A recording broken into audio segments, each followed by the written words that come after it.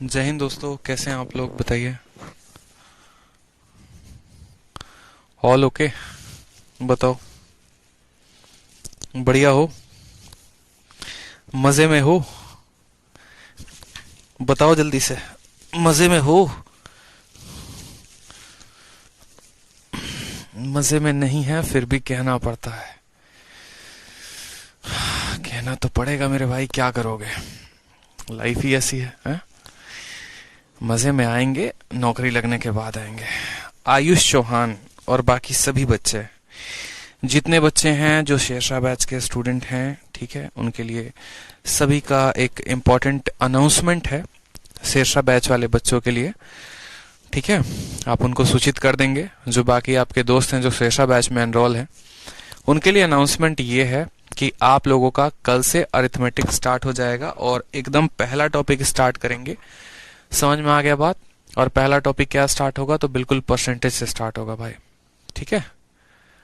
पहला topic percentage Sher Shah batch का कल से स्टार्ट हो जाएगा। 25 अक्टूबर बैच में जितने भी स्टूडेंट एनरोल हैं उनका कल से आपको दोनों साथ साथ चलेगा। आपका एडवांस चलेगा कितने बजे से बता दूं? तो एडवांस आपका 12:30 बजे से चलेगा और अरिथमेटिक आपकी चलेगी 4 बजे से, ठीक है।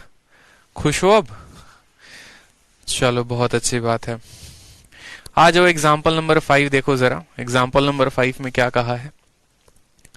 आज क्वाड्रिलेटरल के बहुत सारे क्वेश्चंस अपन लगाएंगे और नेक्स्ट क्लास तक उम्मीद है कि खत्म कर दिया जाए इसको, या 1 से 2 क्लास लेकर और खत्म किया जाए, ठीक है। आ जाओ। क्वेश्चन में कहा है कि आपका एबीसीडी क्या है? एक ट्रापीजियम है, एक समलम चतुर्भुज है, जिसमें आपका ए बी जो है वो सी डी के पैरेलल है। और ए बी और सी डी का यहाँ सवाल में आप करेक्शन कर लेंगे, आप अपने शीट में करेक्शन कर लेंगे। यहाँ पर ए बी होगा, यहाँ पर ए बी होगा। ए बी का और सी डी का जो रेशियो है वो 3:1 है। तो हमसे एओबी का एरिया और सीओडी का एरिया हमसे पूछा गया है, ठीक है। समझ में आ गया बात मेरे भाई? कोई दिक्कत की बात यहाँ पे? चलिए, बहुत अच्छी बात है।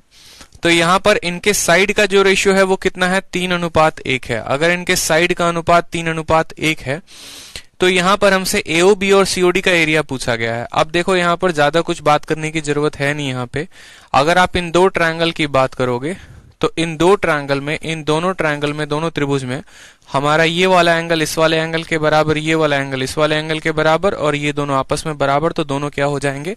सिमिलर हो जाएंगे। और अगर दोनों सिमिलर होंगे तो हमें अच्छे से पता है कि इनके एरिया का रेशियो जो होगा वो इनके साइड के रेशियो का स्क्वायर होगा। इनके साइड के रेशियो का स्क्वायर होगा। यानी अगर इसका साइड का रेशियो 3:1 है तो इसके एरिया का रेशियो कितना होगा? 9:1। 9:1, 3 का स्क्वायर 9 और 1 का स्क्वायर 1 यहाँ पे। तो आंसर कितना आ जाएगा? आंसर आ जाएगा ए फॉर आ भी जाओ, ठीक है। चलिए, बहुत अच्छी बात है। आ जाइए एग्जाम्पल नंबर 6 में आ जाइए। एग्जाम्पल नंबर 6 में सेम तरीके से कहा है यहाँ पे कि एक ट्रेपीजियम है हमारा, एबीसीडी करके है, और एबी जो है, ठीक है, और डीसी का जो रेशियो देखो, ए बी अगर डीसी के 3 गुना है, यानी अगर हम इसको 1 बोले तो ये हमारा कितना हो जाएगा? 3 हो जाएगा। सवाल में हमसे कहा गया है कि ओसीडी का जो एरिया है, इसका एरिया कितना है? 12 है। तो हमसे ओएबी का एरिया पूछा है। अगर साइड का अनुपात 3:1 है तो एरिया का अनुपात 9:1 होगा, ठीक है। साइड का अनुपात 3:1 है तो एरिया 3 का स्क्वायर 9, 1 का स्क्वायर 1, ठीक। 1 का मान अगर 12 दिया गया है तो पूछा है 9 का मान कितना होगा। अगर 1 का मान 12 है तो 9 का मान कितना हो जाएगा? 12 9 108, यानी आंसर कितना होगा? 108 सेंटीमीटर स्क्वायर। क्लियर है? समझ में आ गई बात? चैंपियंस बैच को भूल गए, ऐसा कोई बात नहीं है यश, किसी बैच को कोई भूलता नहीं है, ठीक है। आप लोग की क्लासेस चल रही हैं कि नहीं चल रही हैं? बताओ। आप लोग की अरिथमेटिक भी चल रही है, आप लोग की एडवांस भी चल रही है, तो भूलने की तो बात ही नहीं होती है। एडवांस मैथ की भी क्लास आप लोगों की डेली चल रही है 1.5 घंटे, तो भूला कैसे? ये बताओ पहले। आप लोगों के लिए तो सबसे ज्यादा मैं ये सोच रहा हूं कि आप लोगों का सिलेबस कंप्लीट कर दूं मैं किसी भी हाल में, जनवरी या फरवरी तक। फरवरी तक इसीलिए ताकि पूरा 2 महीने आप लोगों को रिवीजन के लिए मिल पाए, ठीक है। तो ऐसा बिल्कुल नहीं है कि मैं आप लोगों को भूल चुका हूं। कैसे भूला हूं बताओ? डेली लाइव आता हूं, डेली क्लासेस होती है आप लोगों की एडवांस मैथ की।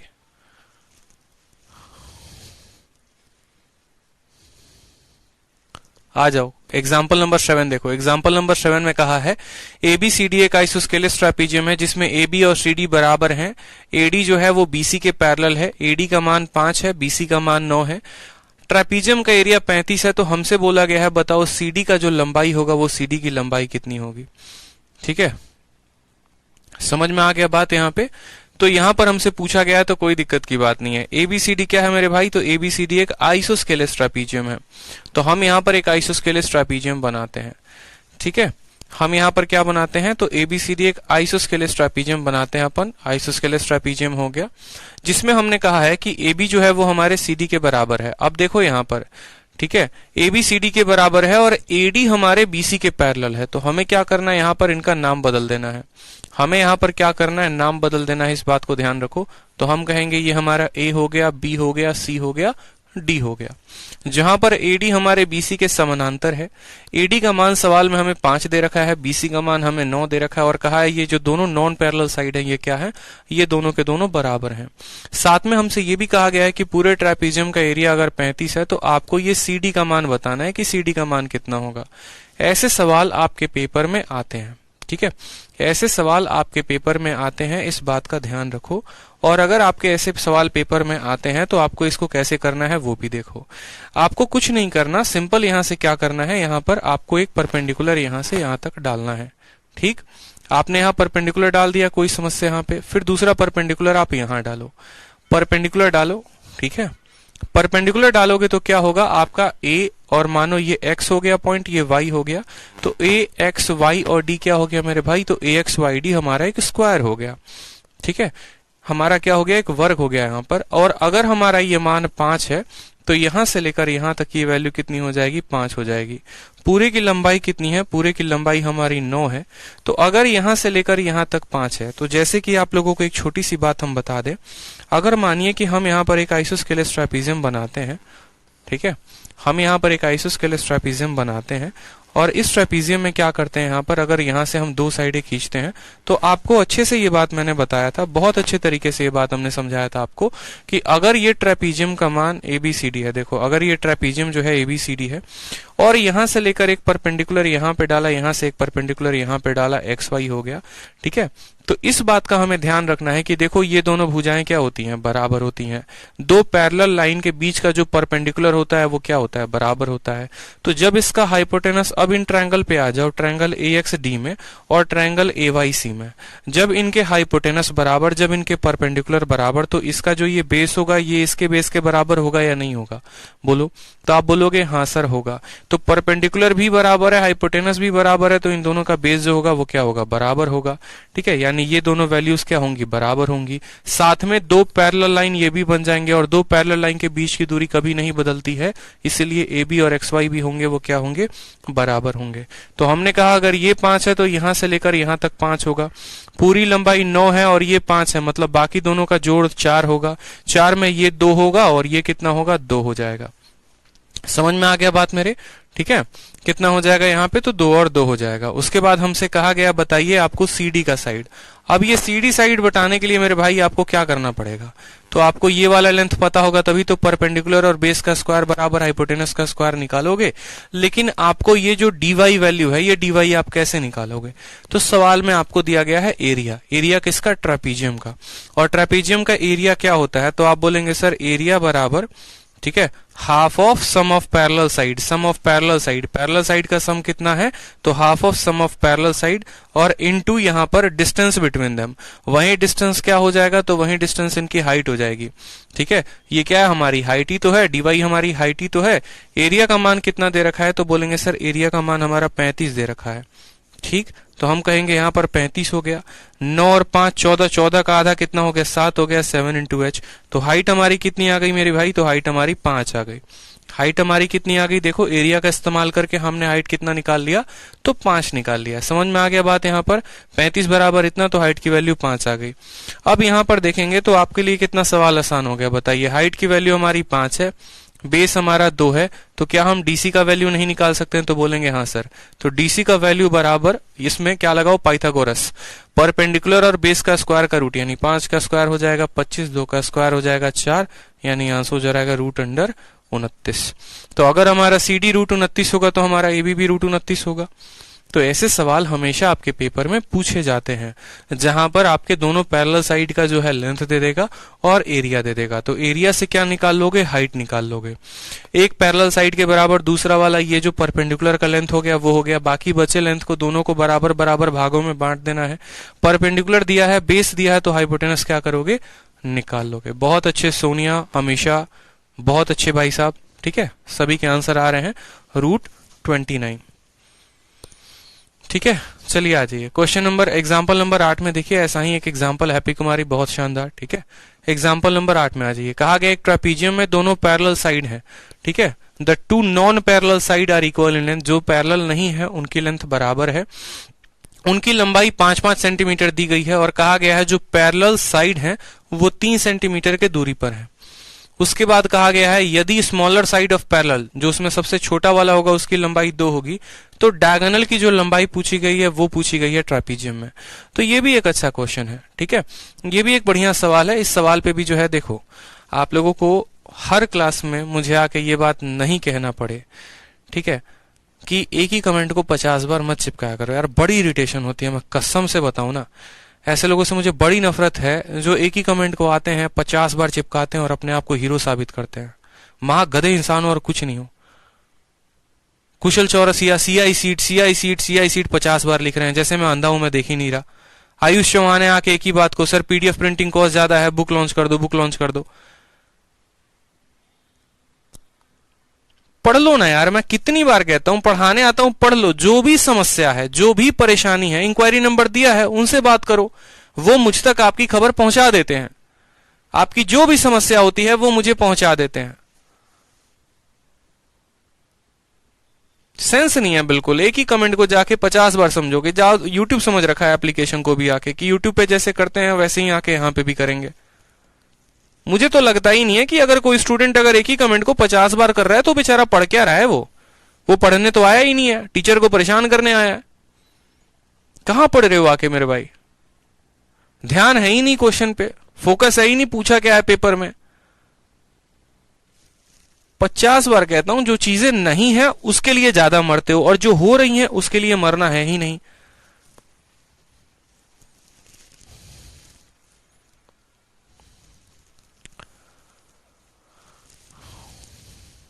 सवाल देखो, क्वेश्चन नंबर एग्जांपल नंबर 8 में क्या कहा है। कहा एक ट्रापीजियम है और ट्रापीजियम में क्या कहा है वो भी देख लीजिए। ट्रापीजियम में कहा है जो नॉन पैरेलल साइड है उनकी लेंथ कितनी है, तो 5 है और 5 है यहां पे। फिर कहा गया पैरेलल साइड जो है वो कितने सेंटीमीटर दूर है, तो पैरेलल साइड हमारे 3 सेंटीमीटर दूर है। यहाँ पे ये पैरेलल जो लेंथ है ना वो कितने की दूरी पर है, 3 सेंटीमीटर की दूरी पर है। समझिएगा सवाल को, ये इनकी दूरी 3 सेंटीमीटर की है। उसके बाद कहा गया है जो बाकी पैरेलल भुजाएं हैं उसमें जो छोटी वाली है उसकी लंबाई 2 सेंटीमीटर है। ए हो गया हमारा, बी हो गया, सी हो गया और डी हो गया। जो पैरेलल नहीं है उनकी लंबाई 5 और 5 है। ठीक है, उनकी लंबाई 5 और 5 है और AB की लंबाई कितनी है, 2 है। उसके बाद सवाल में हमसे कहा है कि आपको ये जो AC है ना, इस AC का मान, और आपको ये BD जो है इस BD का मान हमें बताना है। ठीक है, डायगोनल्स का मान हमें बताना है। चलिए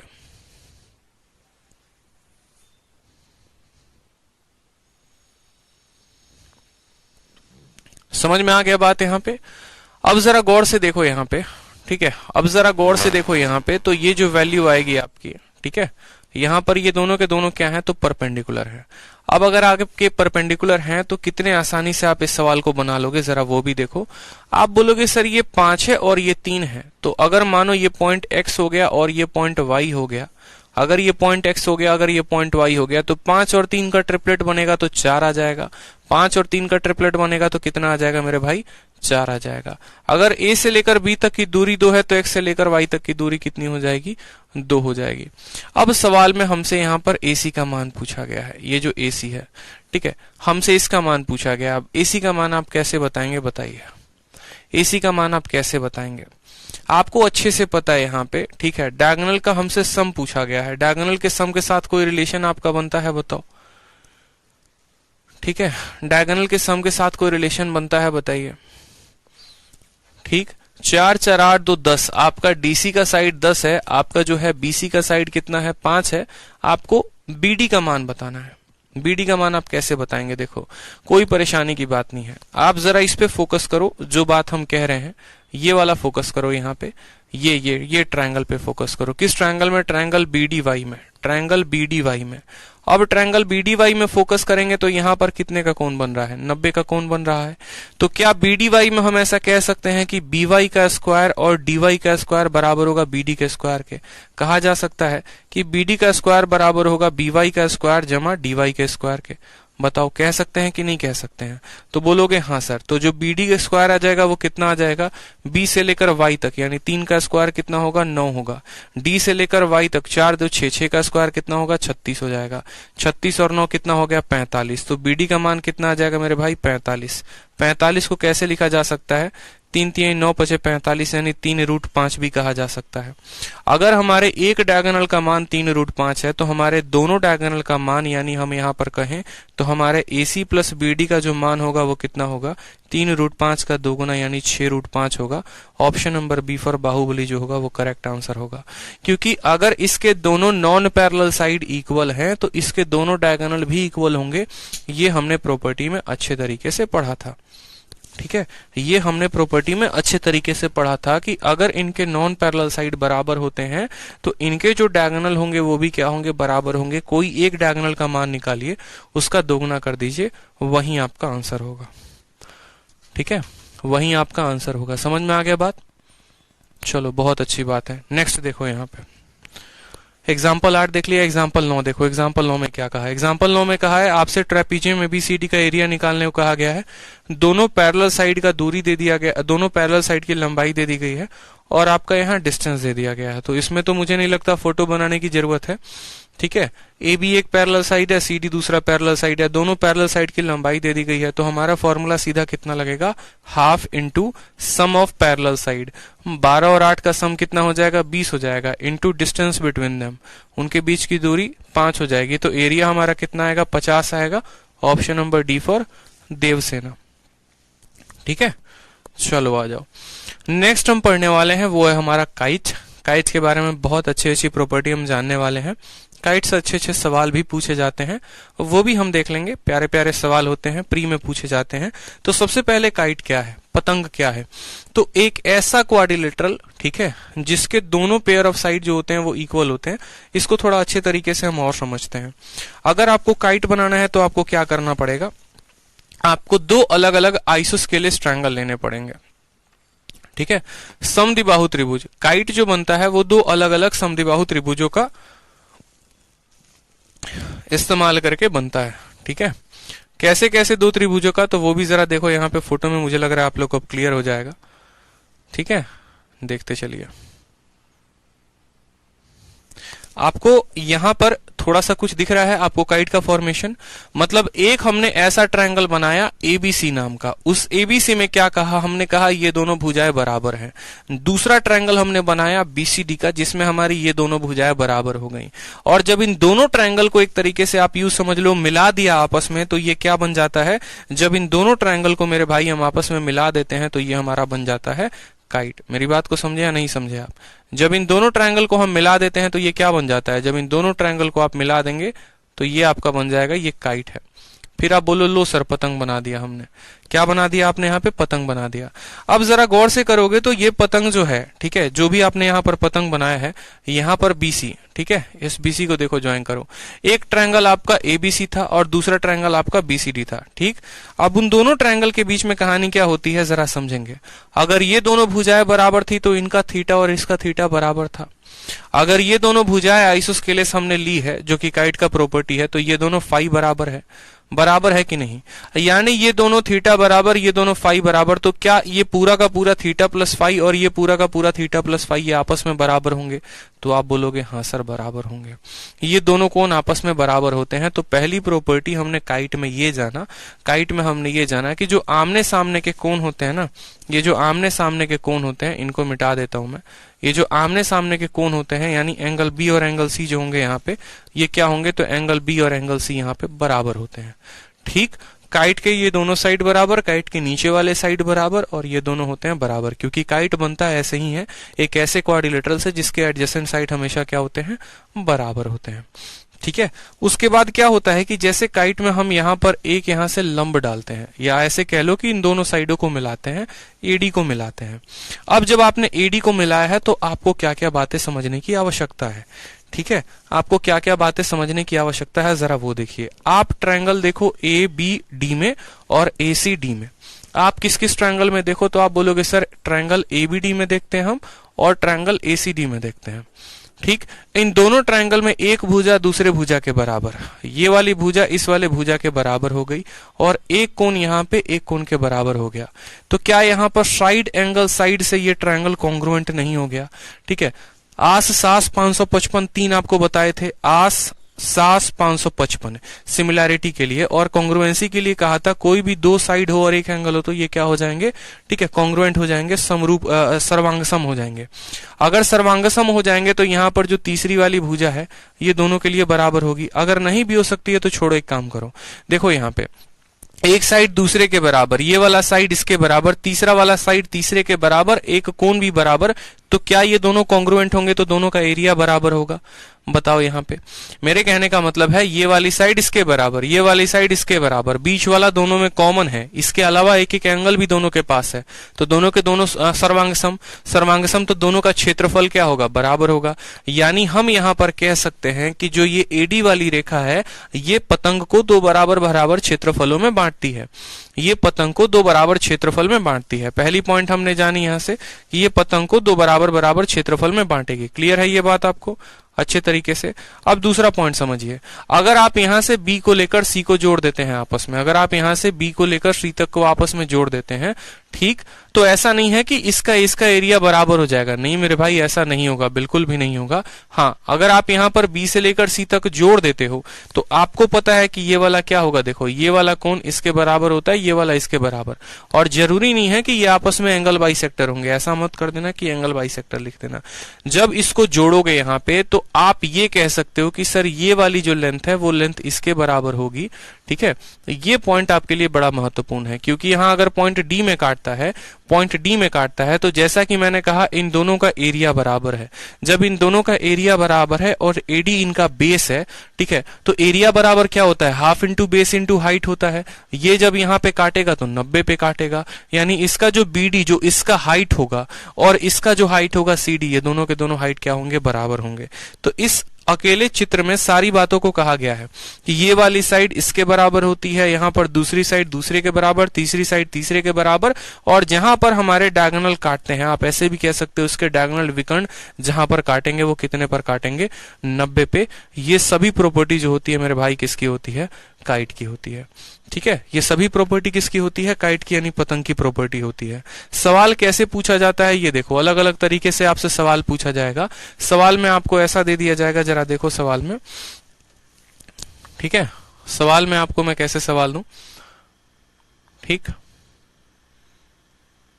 सवाल में आपको क्वेश्चन में ऐसे देगा, जैसे मानो यहां पर इसका कोण आपको दे दिया 50 डिग्री दे दिया, इसका कोण आपको 90 डिग्री दे दिया, ठीक है, और यहां पर आपको इसका भी कोण इसको देना पड़ेगा ना, ये 50 है मानो, और यहां पर आपको 20 है, और आपसे पूछेगा एंगल बी का मान कितना है। ठीक है, मानो अभी एंगल के ऊपर एक सिंपल सा क्वेश्चन दे रहा हूं, ये 50 है और ये 20 है, तो बोलोगे 50 और 20 कितने हो गए, 70 हो गए। 70 हो गया तो ये वाला कोण कितना हो गया, 110, और अगर ये वाला कोण 110 हो गया तो एंगल बी का मान कितना हो जाएगा, 110 हो जाएगा। क्यों, सामने सामने वाली भुजा जो होती है वो हमेशा क्या होती है, बराबर होती है। अब अगर काइट के बारे में इतना कुछ पढ़ा है तो काइट के बारे में एरिया भी पढ़ लेते हैं कि एरिया कैसे निकालते हैं किसी भी पतंग का। तो पहली बात तो काइट के इंपॉर्टेंट पॉइंट देख लो, दो पेयर ऑफ एडजेसेंट साइड बराबर होते हैं, डायगोनल एक दूसरे को 90 पर काटता है, ये भी बहुत महत्वपूर्ण बात है।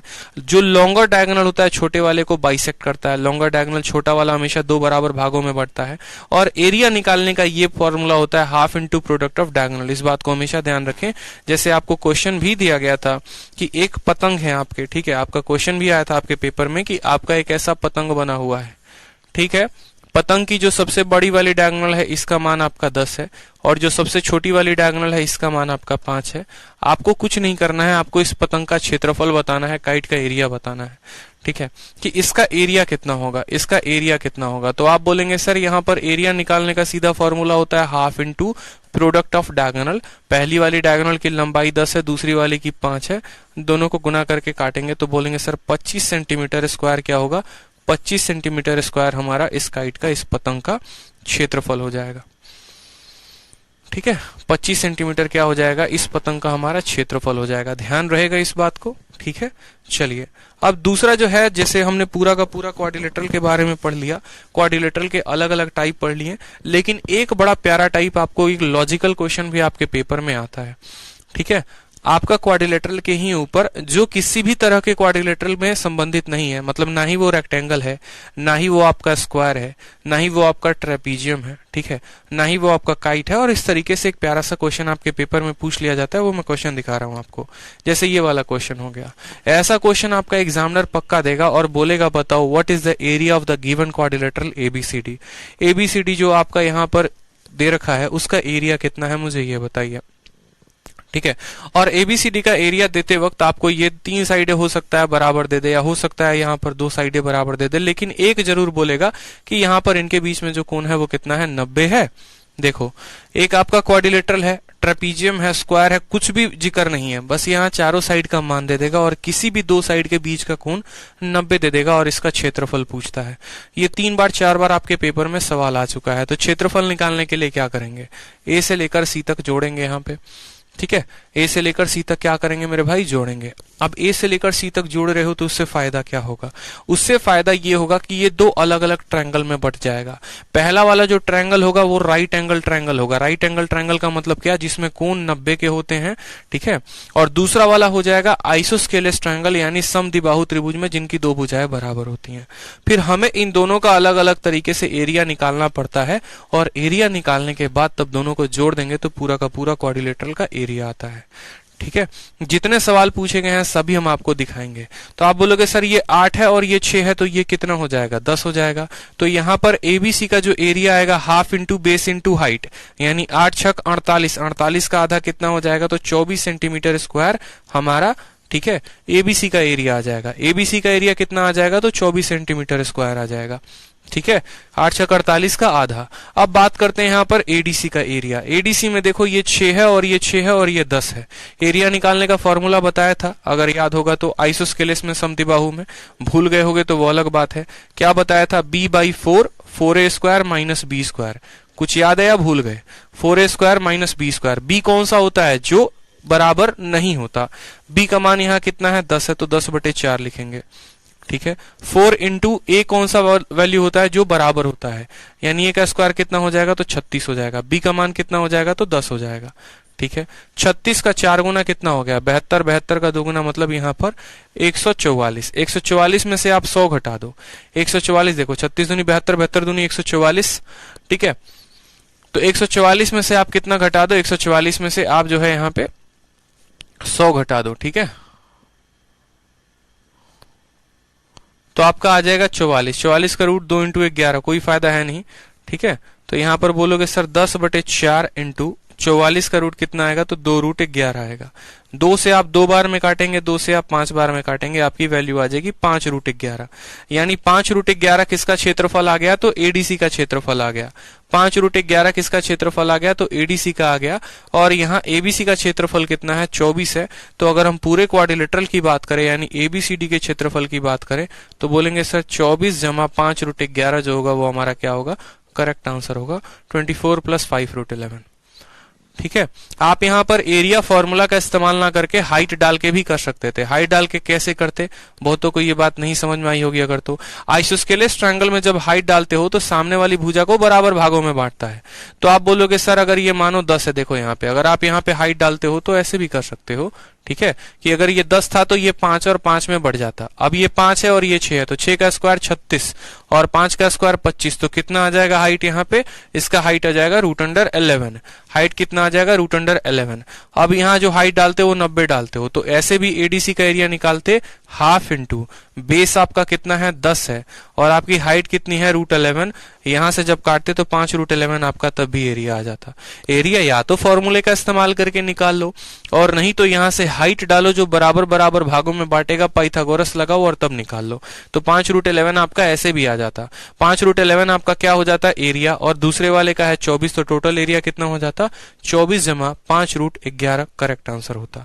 दोनों तरीकों से समझ में आ गया आपको ये बात मेरा। अब इसके ऊपर जो सवाल आया है पेपर में अभी दिखा देता हूं। शीट में आपके सवाल मैंने दिया है अच्छे से, एक बार देख लीजिए जरा। शीट में आपका ये सवाल और विदाउट लैंग्वेज दिया गया है। क्वेश्चन नंबर जरा 16 देखो, और 16 में ये पेपर में पूछा हुआ प्रीवियस ईयर का क्वेश्चन है। ठीक है, पेपर में पूछा हुआ प्रीवियस ईयर का क्वेश्चन है। सवाल में कहा है 16 नंबर में कि दो साइड जो हैं एक प्लॉट के, वो कितने कितने के हैं। तो बोला गया है एक साइड 32 है, दूसरा 24 है, और बाकी दोनों साइड 25 और 25 के हैं। किसी भी दो साइडों के बीच में, यानी 32 और 24 के बीच में 90 का कोण दे रखा है, और बाकी तीनों में कोई भी कोण 90 के बराबर नहीं है। साफ तौर पे लिखा गया है एक भूखंड की दो भुजाओं का माप 32 मीटर और 24 मीटर है, उनके बीच का कोण एक पूर्ण समकोण है, और दोनों भुजाओं में से प्रत्येक की माप 25 मीटर है, और अन्य तीन कोण समकोण नहीं है। तो बताओ यहां पर इसका क्षेत्रफल कितना होगा। ठीक है, फाइंड एरिया, फाइंड, ठीक है, एरिया ऑफ किसका, तो फाइंड एरिया ऑफ क्वाड्रिलेटरल। ठीक है, find area of quadrilateral ABCD. यहां दिए गए चित्र में एबीसीडी का क्षेत्रफल बताएं कि एबीसीडी का क्षेत्रफल कितना होगा। यहां पे बोला गया है कि फाइंड एरिया ऑफ प्लॉट, आप ऐसे कह सकते हो फाइंड एरिया ऑफ प्लॉट।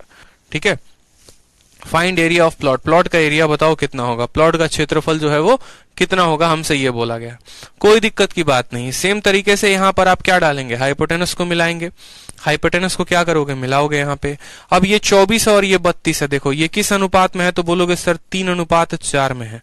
ठीक है, तो 3 और 4 है तो कितना होगा, 5 होगा। 3 4 है तो कितना होगा, 5 होगा।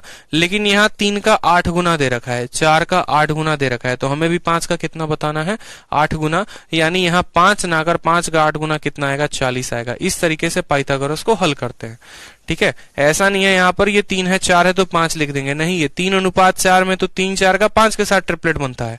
3 का हमारा 8 गुना है, 4 का 8 गुना है, तो 5 का 8 गुना 40 होगा।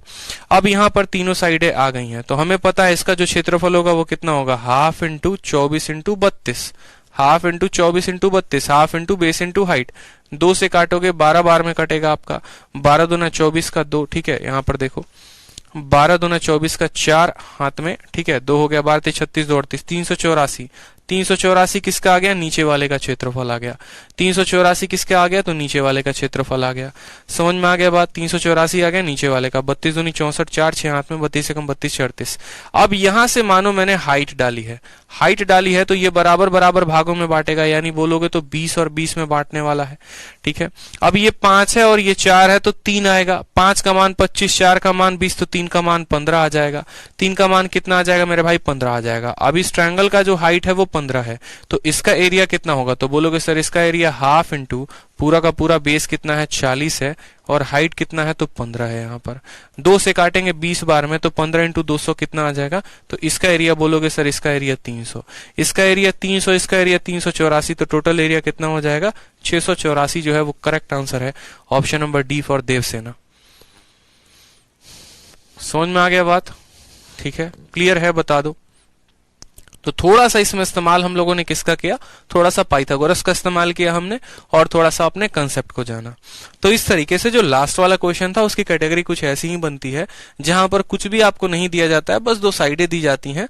ठीक है, 2 साइडें, चारों साइडों का मान दे दिया जाता है, 2 साइडों के बीच का कोण 90 रहता है, और तब हमसे एरिया निकालने को बोलता है। हमेशा ऐसे केस में जो 90 वाला है उसके सामने के डायगोनल को ज्वाइन करके एरिया निकालेंगे।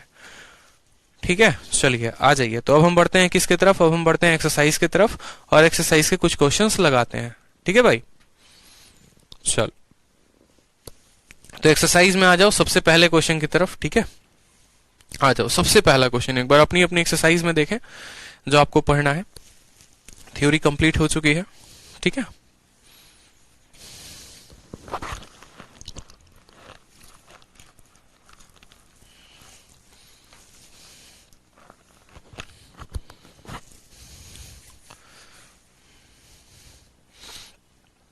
534 आ रहा है। कैसे आ रहा है 534, बताना जरा, कैसे आ गया 534 भाई। 534 कैसे आ गया दाऊद जी, जरा हमको बताइए तो। Half into base into height किया हमने, 24 इंटू 32, 2 से काटेंगे 12 बार में। 32 का 2 गुना 64 का 4, हाथ में 6, 32 से कम 32 से 38, 384 तो यहीं आ रहा है। ठीक है, 534 यूनिट आंसर दिया गया है, तो 534 को करेक्ट करके 684 कर लेंगे, क्या परेशानी है। ठीक है, क्या परेशानी है ये बताइए। अब ये 25 है, ये 25 है, तो यहां से हाई डालेंगे तो 5 4 तो हमारा 3 आएगा 15, 10 इंटू 150। ठीक है, half into 40 into half into base into height, 15 दूना 300, सही है। 684 सही है मेरे भाई। आप लोग अगर शीट में कुछ और दिया होगा तो करेक्ट कर लीजिए। चलिए आ जाइए, सभी दोस्त आ जाओ यहाँ पे। देखो एक बार क्वेश्चन नंबर 1 है,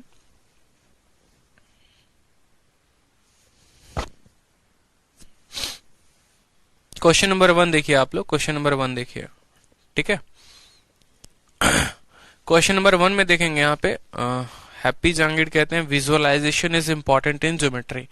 बिल्कुल, कुछ कुछ चीजें है ना आपको, ठीक है, कुछ कुछ चीजें आपको देखनी पड़ेंगी, आपको अपनी नन्ही प्यारी आंखों से देखनी पड़ेंगी, इस बात को समझो। यहाँ पे बहुत बच्चों का आंसर 534 इसीलिए आ रहा है क्योंकि वो बेस को 20 मान ले रहे हैं। आप लोग बेस को 20 क्यों मान रहे हो? आप लोगों को थोड़ा सा मतलब अंदाजा है कि आप लोग कितना बड़ा ब्लंडर कर रहे हो, हैं? ये बताओ पहले। यहां पर बहुत बच्चे क्या कर रहे हैं, मैंने भाई पूरा एबीसी का एरिया निकाला है। एबीसी का एरिया निकालने के लिए ये पूरा बेस यहां पर 40 है, तो हाफ इंटू बेस 40 और 40 इंटू हाइट यहां पे 15। आप गलती क्या कर रहे हो, 20 ले रहे हो। अरे 20 लोगे यार तो 20 इंटू 15 ये वाला ट्रायंगल का एरिया निकालोगे ना, दूसरा वाला तो छोड़ दिया है। ऐसी गलती ना करें, बहुत बच्चे जो है ऐसा गलती कर रहे हैं, 150 स्क्वायर लेके आ रहे हैं। ऐसी गलती कहां से करेंगे आप? अलाउड ही नहीं है आपको ऐसी गलती करना। जब बेस पूरा का पूरा 40 है तो half into base into height लो ना, हाफ इंटू बेस इंटू 15, 2 से काटोगे 20 बार में, 15 दूना कितना हो जाएगा, 300 हो जाएगा। इसका पूरा एरिया 300 हो गया, इसका एरिया 384 हो गया, तो टोटल एरिया 684 आएगा। मतलब अगर एक जगह पर हमारी कलम थोड़ा सा शॉर्टकट क्या पकड़ ले, आपके तो दिमाग से पूरा ऊपर ही चला जाए। बताओ, आ जाओ क्वेश्चन नंबर 1 में आ जाओ। क्वेश्चन नंबर 1 में क्या कहा है? क्वेश्चन नंबर 1 में मैं सोचता हूं थोड़ा सा शॉर्टकट बताऊं, यहाँ पे थोड़ा सा शॉर्टकट बताऊं, और शॉर्टकट बताने के चक्कर में पार पार चला जाता है। क्या सिखाऊंगा मैं आप लोगों को शॉर्टकट, बताओ। क्वेश्चन नंबर 1 में देखो, यहाँ पे क्वेश्चन नंबर 1 में देखो, क्वेश्चन नंबर 1 में कहा है कि यदि दो पैरेलल लाइन है जो आपको दो अलग अलग ट्रांसवर्सल से कटती हैं तो वो क्वाड्रिलेटरल क्या होता है? तो वो क्वाड्रिलेटरल हमेशा मेरे भाई ट्रेपीजियम होता है। वो क्वाड्रिलेटरल क्या होता है? वो क्वाड्रिलेटरल हमेशा ट्रेपीजियम होता है। क्यों हो सकता है? देखो, अब मानो आपकी दो पैरेलल लाइन है, जैसे मानो मैंने कहा ये दो पैरेलल लाइन है आपकी। अब ये दो पैरेलल लाइन है और दो अलग अलग ट्रांसवर्सल से काटने को बोला है, तो हो सकता है एक ट्रांसवर्सल ऐसे काटे, दूसरा ऐसे काटे, ये भी हो सकता है वो ऐसे काटे, कुछ भी हो सकता है। ऐसे भी काट सकता है, ऐसे भी काट सकता है, कोई फर्क नहीं पड़ता। अगर ऐसे काट लेगा तो पैरेललोग्राम हो जाएगा। लेकिन उसने कहा है दो अलग अलग ट्रांसवर्सल है। अलग अलग ट्रांसवर्सल होने का मतलब क्या है कि ये दोनों मिलेंगे ही नहीं, मतलब ऐसे वाले ट्रांसवर्सल है, ऐसे वाले हैं, तो वो हमेशा क्या बनाता है? हमेशा हमारा इस बात को ध्यान रखें, ट्रेपीजियम बनाता है। ट्रेपीजियम की परिभाषा ही यही होती है कि दो पैरेलल लाइन को अगर हम दो अलग अलग ट्रांसवर्सल से काटेंगे तो हमें ट्रेपीजियम मिलेगा। ठीक, आ जाइए क्वेश्चन नंबर 2 पे आ जाइए। कहा गया है कि एक समचतुर्भुज का विकर्ण क्या होगा? तो पहला पॉइंट पढ़ो। हम याद करो समचतुर्भुज जब पढ़ रहे थे, जब हम रोम्बस पढ़ रहे थे, तो रोम्बस में हमने अच्छे तरीके से बातों को जाना था कि रोम्बस क्या होता है। तो रोम्बस एक ऐसा क्वाड्रिलेटरल होता है जिनके चारों साइड क्या होते हैं? बराबर होते हैं। इसके साथ में जब इसके डायगोनल काटते हैं तो 90 के कोण पर काटते हैं। साथ में ये इस कोण को भी क्या करते हैं? समद्विभाजित करते हैं, बराबर भागों में काटते हैं। ये बातें हमने यहाँ पर रोम्बस के बारे में पढ़ी थी। हमने ये भी पढ़ा था कि इनके जो डायगोनल होते हैं बराबर नहीं होते हैं, इनके जो डायगोनल होते हैं वो बराबर नहीं होते हैं। ठीक है, जनरली बराबर नहीं होते हैं। ठीक, अब सवाल में देखो जरा यहाँ पे, तो हमने कहा यहाँ पर सवाल में देखो बराबर हो भी सकते हैं, नहीं भी हो सकते हैं। अगर बराबर होगा डायगोनल तो वो स्क्वायर बन जाएगा, और अगर डायगोनल बराबर नहीं होगा तो रोम्बस रहेगा। ठीक है, तो हमने कहा कि diagonal of a rhombus, diagonal के बारे में बात हुई है, तो बोला गया क्या, divide it into two similar triangle. ये वाला डायगोनल और ये वाला डायगोनल क्या दो अलग अलग सिमिलर ट्रायंगल में करता है? नहीं भैया, ऐसा संभव नहीं है। दूसरी बात देखो, is always the angle bisector of angle. जी हाँ, एक डायगोनल कभी भी अपने कोनों को दो बराबर भागों में बांटता है, यानी ऑप्शन नंबर बी जो है वो क्या है, सही है। ये हमने पढ़ा है। पॉइंट नंबर 3 को देखो, क्वेश्चन नंबर 3 देखो, बहुत शानदार। क्वेश्चन नंबर 3 में कहा है कि अगर मिड पॉइंट आप किसी क्वाड्रिलेटरल को जोड़ेंगे तो क्या होगा। क्वाड्रिलेटरल की पहली ही पॉइंट मैंने आपको कही थी कि जब भी आप दुनिया का कोई भी क्वाड्रिलेटरल जोड़ोगे और उसके मध्य बिंदुओं को जोड़ोगे तो हमेशा क्या मिलेगा, हमेशा आपको एक पैरेललोग्राम मिलेगा, समचतुर्भुज मिलेगा। ठीक है, क्या मिलेगा आपको, जब भी किसी भी क्वाड्रिलेटरल का आधा टेढ़ा कोई भी क्वाड्रिलेटरल हो उसके मिड पॉइंट को जोड़ने पे हमेशा क्या मिलता है, पैरेललोग्राम मिलता है। ये पैरेललोग्राम की ही परिभाषा है। पैरेललोग्राम को अगर परिभाषित करना ही है तो वही परिभाषा होती है, द मिड पॉइंट। ठीक है, when we join the mid point of any quadrilateral we get a parallelogram. आ जाओ सवाल नंबर 4। ये सभी सवाल आपके पेपर में पूछे गए हैं, इस बात को ध्यान रखो, और परिभाषा के आधार पर सीधे सीधे सवाल बनते हैं। 4 नंबर सवाल, the quadrilateral form by the bisector of angle of a parallelogram. कोई भी पैरेललोग्राम है आपका, कोई भी पैरेललोग्राम है आपका, एक समानांतर चतुर्भुज है। अब समानांतर चतुर्भुज के बाइसेक्टर, यानी इसका कोण यहां जाएगा, इसका कोण यहां जाएगा, इसका कोण यहां जाएगा, इसका कोण यहां। जब इनके चारों कोणों को आप मिलाओगे, जब इनके चारों कोण के समद्विभाजक को मिलाओगे तो यहां पर जो बनेगा ये क्या बनेगा। तो आपको अच्छे से बताया था कि जब आप बाइसेक्टर्स को मिलाओगे तो आपको हमेशा एक रेक्टेंगल मिलेगा, यानी चौथे का ऑप्शन नंबर जो सी है वो क्या है, करेक्ट आंसर है। जब हम एक पैरेललोग्राम के बाइसेक्टर्स को मिलाते हैं, जब हम एक पैरेललोग्राम के बाइसेक्टर को मिलाते हैं, दोबारा से देखिए, अगर आपका ये क्या है, पैरेललोग्राम है, इसका बाइसेक्टर कहां बनेगा, तो इसका बाइसेक्टर एंगल बाइसेक्टर वाली लाइन ये रही मान लो, इसका बाइसेक्टर मान लो यहां जा रहा होगा, इसका बाइसेक्टर मान लो यहां जा रहा होगा।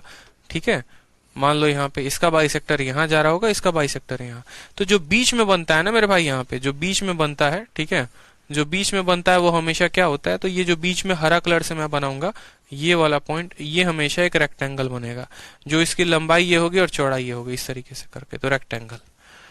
ठीक है, चलो आ जाओ। नेक्स्ट कहा गया है सवाल में, the diagonal of a rhombus are equal, exterior angle कितना होगा। अगर कोई रोम्बस का डायगोनल बराबर हो जाए तो उसका बाहर वाला कोण कितना होगा। कितनी बार आप लोग को कहा है कि मानिए यहां पर अगर हम रोम्बस बना रहे हैं तो पहली बात रोम्बस के डायगोनल बराबर नहीं होते, और अगर रोम्बस के डायगोनल बराबर हो जा रहे हैं तो फिर वो रोम्बस ना बन के क्या बनता है, स्क्वायर बनता है। फिर वो रोम्बस ना बन के क्या बनता है, स्क्वायर बनता है, यानी ये हमारा क्या बन जाएगा, स्क्वायर। स्क्वायर क्या बन जाएगा, जब इसके चारों साइड भी बराबर हो जाएंगे और इसके डायगोनल भी बराबर हो जाएंगे। एक रोम्बस एक स्क्वायर में तब कन्वर्ट हो जाता है जब उसके डायगोनल बराबर हो जाते हैं। तो पूछा गया यहां पर कि किसी भी कोण का बाहर वाला एंगल कितना होगा। अंदर वाला 90 होता है, सीधी रेखा पर 180 का कोण बनता है। अगर अंदर वाला 90 तो बाहर वाला कितना, तो बाहर वाला हमेशा 90 यानी राइट एंगल बनता है। क्या बनेगा मेरे भाई, तो राइट एंगल। ऑप्शन नंबर जो सी है वो क्या होगा, करेक्ट आंसर होगा। ठीक है, आ जाओ सवाल नंबर 6 में देखो। सवाल नंबर 6 में क्या कहा है हमसे, सवाल नंबर 6 में कहा है the quadrilateral form by joining the mid point of a rhombus. एक रोम्बस के मध्य बिंदुओं को जोड़ने पे क्या बनता है, तो एक रोम्बस के मध्य बिंदुओं को जोड़ने पे बताओ क्या बनेगा, तो रेक्टेंगल बनेगा। अच्छे से आपको ये बात हमने समझाया है कि अगर आप एक रोम्बस के मध्य बिंदुओं को जोड़ते हो तो हमेशा क्या बनेगा, रेक्टेंगल बनेगा। क्वेश्चन नंबर 6 का आंसर कितना होगा, रेक्टेंगल। पढ़ाया था जब रोम्बस पढ़ाया था तो, और ये भी कहा था कि पेपर में पूछा जाता है, बोला था कि नहीं बोला था, बताओ। पढ़ाते वक्त भी आपको एग्जाम्पल के तौर पे पढ़ाया, फिर एक्सरसाइज में भी आपको ये क्वेश्चन दिए, तो इन बातों का ध्यान रखना है। स्पेशली हर एक प्रॉपर्टी जितनी भी हमने बताई है आप लोग एक तरीके से याद कर सकते हो। मैं आपको बताता हूँ क्या करो, आप यहाँ पर एक पन्ना लेना, बड़ा सा पेपर लेना, और बड़ा सा पेपर लेने के बाद क्या करना, उस पेपर में लगाना टोटल 5 कॉलम 5 रो। देखो ऐसा पेपर लेना और पेपर में लगाने के बाद टोटल लगाना 5 कॉलम। ठीक है, 1 2 3 4 और मान लो यहाँ पर 5, और फिर ऐसे खंडा लगाना यहाँ पे। ठीक है, यहाँ पर लिखना स्क्वायर, यहाँ लिखना रेक्टेंगल, यहाँ पर लिखना रोम्बस, इस तरीके से यहाँ पर लिखना पैरेललोग्राम। ठीक है, और यहाँ लिख लेना मान लो काइट। इस तरीके से करके आपने 5 पढ़े। यहाँ पर लिख लेना साइड्स, यहाँ लिख लेना डायगोनल, यहाँ लिख लेना एंगल, और बाकी यहाँ कुछ अलग नोट पॉइंट। जब साइड में आना तो कहना क्या स्क्वायर के साइड बराबर होते हैं, तो हाँ। क्या रेक्टेंगल के साइड बराबर होते हैं, ना। क्या रोम्बस के चारों साइड बराबर होते हैं, हाँ। क्या पैरेललोग्राम के होते हैं, ना। इस तरीके से करके एक पर्टिकुलर चार्ट बना के अपने सामने रख लेना, और ताकि आपको हर वो प्रॉपर्टी ध्यान हो पाए। साथ में इसके अलावा अलग अलग नीचे फुट पॉइंट्स जरूर नोट कर लेना कि एक रोम्बस के मिड पॉइंट को जोड़ेंगे तो रेक्टेंगल बनेगा, ठीक है। एक क्वाड्रिलेटरल के मिड पॉइंट को जोड़ेंगे तो पैरेललोग्राम बनेगा, एक पैरेललोग्राम के एंगल बाइसेक्टर्स को जोड़ेंगे तो रेक्टेंगल बनेगा। ये छोटे छोटे छोटे छोटे पॉइंट है जो हमें ध्यान रखने हैं, तभी हमारा फायदा होगा। एक रोम्बस के स्क्वायर में तब बदल जाता है जब उसके डायगोनल बराबर हो जाते हैं। एक बात हमेशा ध्यान रखो, फ्रॉम द फर्स्ट डे मैं आपको कह रहा हूं कि एडवांस मैथ पूरा का पूरा प्रॉपर्टी का खेल है। माइंड में प्रॉपर्टी क्लिक किया तो आंसर है, और नहीं किया तो इसमें अब इसमें क्या बताओगे, एक बात बताओ, क्या कोई इसमें प्रूफ लग रहा है, क्या कोई इसमें मेथड का उपयोग हो रहा है, कुछ क्या इसमें उपयोग हो रहा है। अगर आपको प्रॉपर्टी नहीं ध्यान है कि ये क्वाड्रिलेटरल के मतलब मिड पॉइंट को जोड़ने पे रोम्बस एक रोम्बस के मिड पॉइंट को जोड़ने पे क्या बनेगा, तो आप आंसर नहीं दे सकते अपने पेपर में। तो आंसर देने के लिए अपने को प्रॉपर्टी याद होना बहुत जरूरी है। इसीलिए मैंने शीट में बकायदा हर आपको क्वाड्रिलेटरल के प्रॉपर्टी लिख कर दिए हैं। क्लास नोट्स में तो दूंगा ही दूंगा, साथ में शीट में भी दिया है, ठीक है, ताकि आप उसका पूरा का पूरा फायदा उठा सकें। आप लोग जितना गेम समझते हैं पेपर का ना, असल में उतना गेम नहीं है, इस बात को समझो। प्री निकालना बहुत बड़ा गेम नहीं होता है। प्री निकाल लिए तो अपने आप में शेर बन गए। असल आपका सिलेक्शन तब होगा जब आप प्री भी निकाल लोगे, जब आप मेंस भी निकाल लोगे, जब आप डिस्क्रिप्टिव भी निकाल लोगे। और उसके लिए आपके हर स्टेप पर आपका कंसेप्ट का क्लियर होना जरूरी है। अगर एक 20 सवाल आप गलत करके पेपर में आ जाते हो ना, और वो डेफिनेशन से ही सवाल क्यों नहीं होती है, तो हो सकता है कि आपका कट ऑफ 580 पे गया हो मिनिस्ट्री ऑफ एक्सटर्नल अफेयर का, और आपका स्कोर 578 हो, और 2 नंबर के चलते आपको वो मिनिस्ट्री ना मिले। तो मैं नहीं चाहता कि मेरे किसी भी स्टूडेंट का, मेरे किसी भी भाई का, किसी भी दोस्त का मेरे 1 नंबर भी कटे, ठीक है। इसके लिए मुझे जितनी मेहनत करनी पड़ेगी वो मैं करूंगा, लेकिन आपको जो है पूरा अच्छे तरीके से एक एक मेरे कंटेंट को, एक एक पीडीएफ को आपको अच्छे से रिवाइज करना है। इतना पढ़ लोगे तो सिलेक्शन हो जाएगा। हर बच्चा सिलेक्शन लेने के लिए नहीं होता है, इसीलिए कुछ होते हैं डिस्टर्बिंग एलिमेंट जो डिस्टर्ब करते रहते हैं। लेकिन जो स्टूडेंट पढ़ने वाले हैं उनको अच्छे से ये बात पता है कि हाँ, आदित्य सर ने जितना पढ़ा दिया है ना, अगर उतना मैथ में कर लिया तो सिलेक्शन कोई रोक नहीं सकता है। तो जितना करा दिया है ज्योमेट्री में, जितना करा दिया एडवांस मैथ अरिथमेटिक में, उतना कर लिया तो सिलेक्शन दुनिया की कोई ताकत ना रोक पाए आपकी। क्वेश्चन नंबर 7 आपको खुद से करना है, आसान क्वेश्चन है। क्वेश्चन नंबर 8 देखो, ठीक है। क्वेश्चन नंबर 8 देखो, यहाँ पे क्वेश्चन नंबर 8 में क्या कहा है।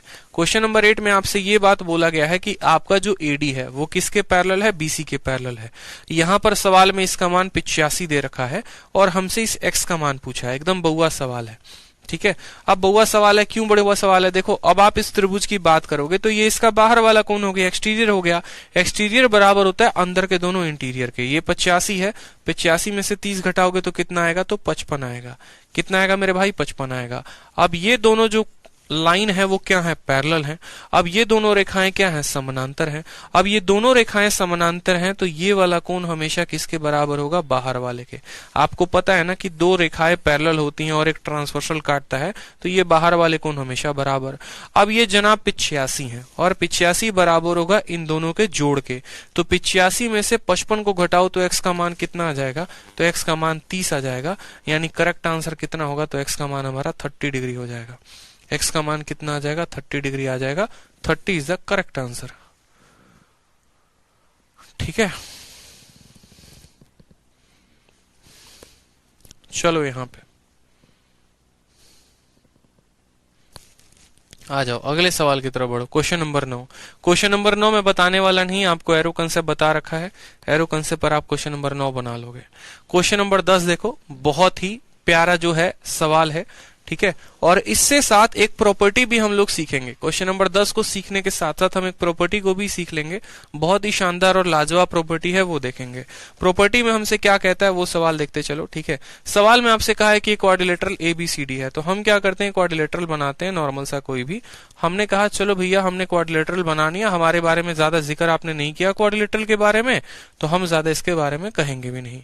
हमसे कहा गया एक क्वाड्रिलेटरल आपने ABCD बनाया, तो हमने यहाँ पर ABCD नाम का आपका क्वाड्रिलेटरल बना दिया है। उसके बाद सवाल में हमसे ये कहा गया है, ठीक है, कि आपने बीए और डीसी को, आपने बीए को यहां तक प्रोड्यूस किया है। देखना, मेरी बात को समझना, आपने बीए को यहां तक प्रोड्यूस किया। मैं चाहता हूं आप एबीसीडी का नामकरण है ना, ठीक है, हाँ, आप एबीसीडी का नामकरण ऐसे करो ताकि आपको ये फोटो माइंड में छप जाए। तो आपने बीए को यहां तक प्रोड्यूस किया और आपने सीडी को यहां तक प्रोड्यूस किया है, ठीक है। आपने सीडी को डीसी को यहां तक प्रोड्यूस किया है, ई तक, ठीक है, सॉरी एक माफ करेंगे, ये पॉइंट एफ तक गया है और ये पॉइंट ई तक गया है, ठीक। आपने अलग अलग जगह पर प्रोड्यूस किया है। एंगल एबीसी का मान कितना है, तो एंगल एबीसी का मान हमारा देखो, एबीसी का मान हमारा एक्स है और साथ में हमारे पास एडीसी का जो मान है, एडीसी का मान हमारा कितना है, वाई है, ठीक है।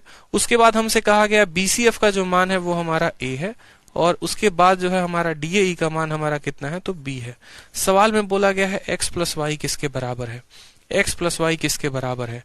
हमेशा इस बात को ध्यान रखना, एक चतुर्भुज में, एक क्वाड्रिलेटरल में आमने सामने के कोनों का जोड़ जो होता है वो बराबर होता है, ठीक है, वो बराबर होता है। जैसे अगर आप ऐसे समझो, यहां पर ये अगर आपका x है, ठीक है, ये आपका x है, तो ये दोनों का कोण जो होगा वो हमेशा बराबर होगा बाकी दोनों बचे हुए कोनों के एक्सटीरियर एंगल के।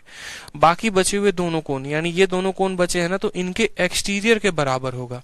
कैसे होगा, हम लोग वो प्रॉपर्टी देख लेते हैं, ठीक है। आप थोड़ा सा क्वाड्रिलेटरल के साथ खेला करो, कोई भी फिगर है, कोई भी पॉलीगन है तो उसके साथ खेला करो।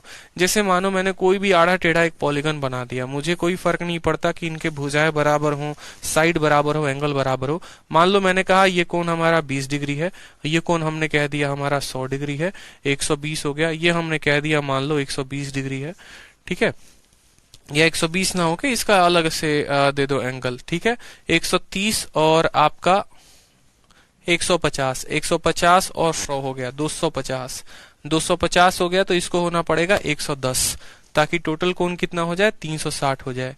यहां पर हमने क्वाड्रिलेटरल का मान दे दिया एबीसीडी। और मेरा एग्जामिनर, मेरा कह रहा हूं, आपका एग्जामिनर आपसे क्या पूछ रहा है, तो आपका एग्जामिनर अगर इन दो कोणों का जोड़ पूछ रहा है तो जरा देखो, इस वाले लाइन को यहां पर खींचो और इस वाले रेखा को यहां पर खींचो। एक सीधी रेखा पर कोण कितने की बनती है, तो बोलोगे सर एक सीधी रेखा पर कोण 180 की बनती है। अगर ये आपका 130 है तो ये कितना होगा, 50 होगा, और अगर आपका ये 120 है तो ये कितना होगा, 160 होगा।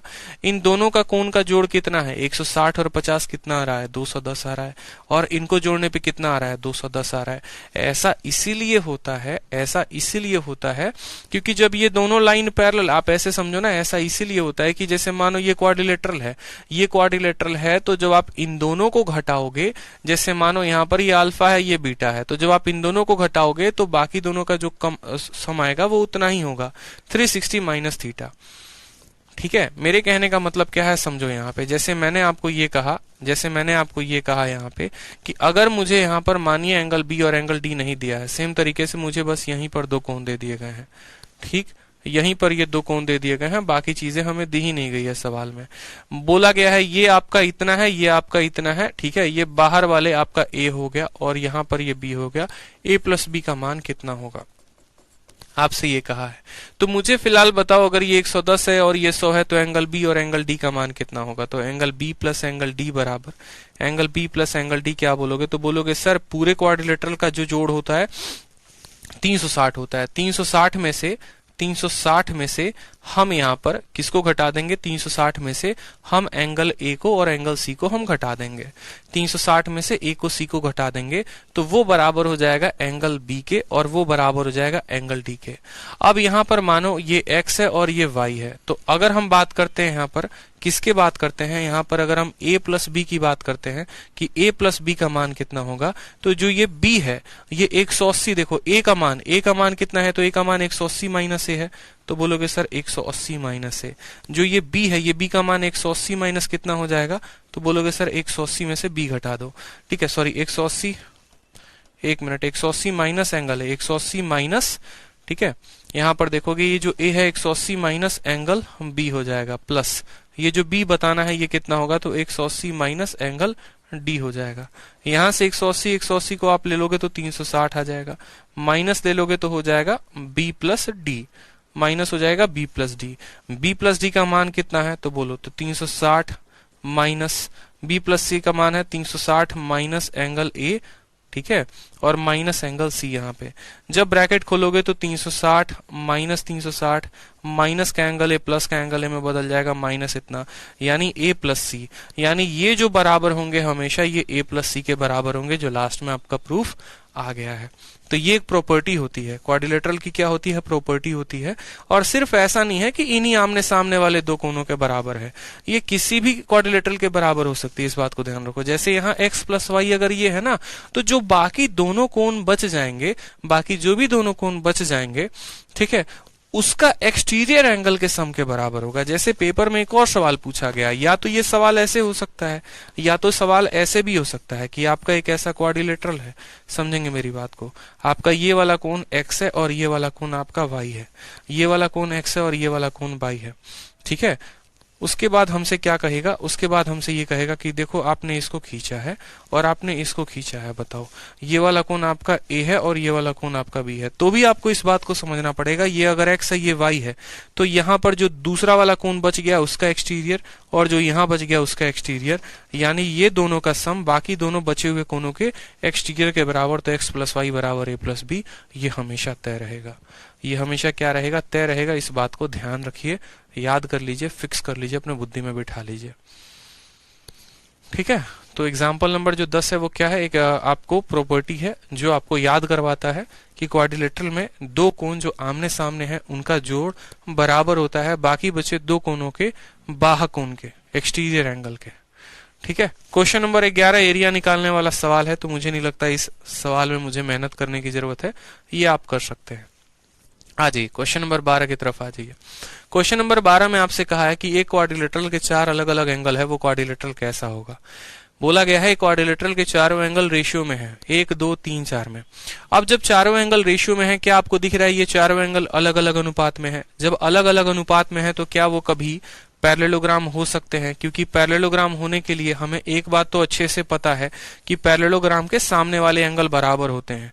कोई दो रेशियो तो बराबर होता, वो नहीं हो सकता है। रोम्बस भी नहीं हो सकता है, क्योंकि भैया कम से कम साइड्स तो एंगल तो बराबर हो। जैसे मानो रोम्बस क्या है आपको, मानो ये वाली भुजा इसके बराबर, तो इसके भी आमने सामने वाले एंगल बराबर होते हैं।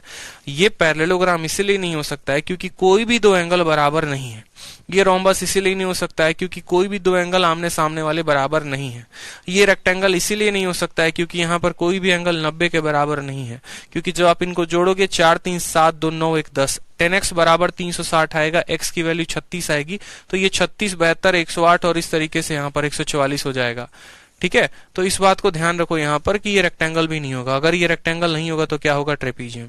और सीधा सीधा आंसर इसका ऐसे भी दे सकते थे कि जब हमारा एक क्वाड्रिलेटरल है और उस क्वाड्रिलेटरल के चारों कोण अलग अलग मुझे यहाँ पर दिख रहे हैं अलग अलग रेशियो में, तो 100% वो क्या होता है, ट्रेपीजियम होता है। क्योंकि एक ट्रेपीजियम ही एक ऐसा क्वाड्रिलेटरल है जिसके चारों के चारों एंगल क्या होंगे, अलग अलग होंगे।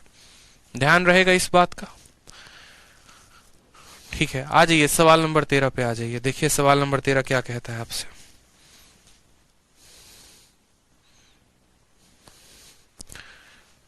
ठीक है, देखो चीजें पढ़नी बहुत ज्यादा है दोस्त मेरे, मैं आपको हर चीज पढ़ाना चाहता हूँ, मैं आपका सिलेक्शन दिलाना चाहता हूँ। ये मेरे मन में फ्रॉम द फर्स्ट डे है कि यार मैं ना छोड़ूंगा नहीं बच्चों को, बस कुछ भी हो जाए ना, नो मैटर की फीस कितनी ली है, नो मैटर क्या है क्या नहीं है, लेकिन मैं कभी भी मतलब ये नहीं रहेगा कि हाँ यार मैंने कंटेंट में कमी कर दिया हो या पढ़ाने में कमी कर दी हो। मेरी तरफ से पूरा रहेगा।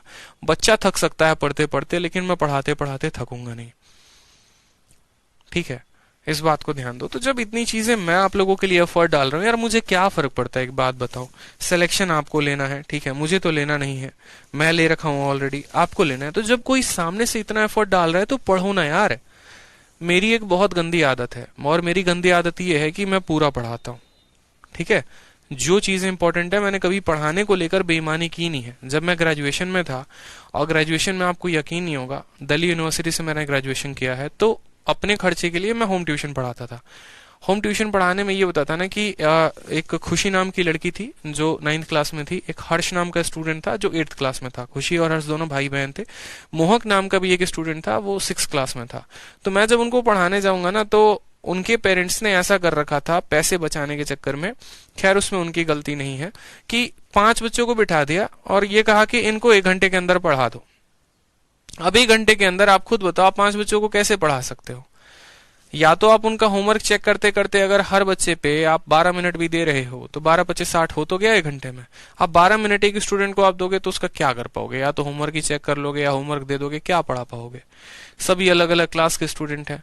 मेरे लिए बड़ा हेक्टिक हो जाता था, तो कभी मैं 2 घंटे पढ़ा दूंगा, कभी मैं 2.5 घंटे पढ़ा दूंगा।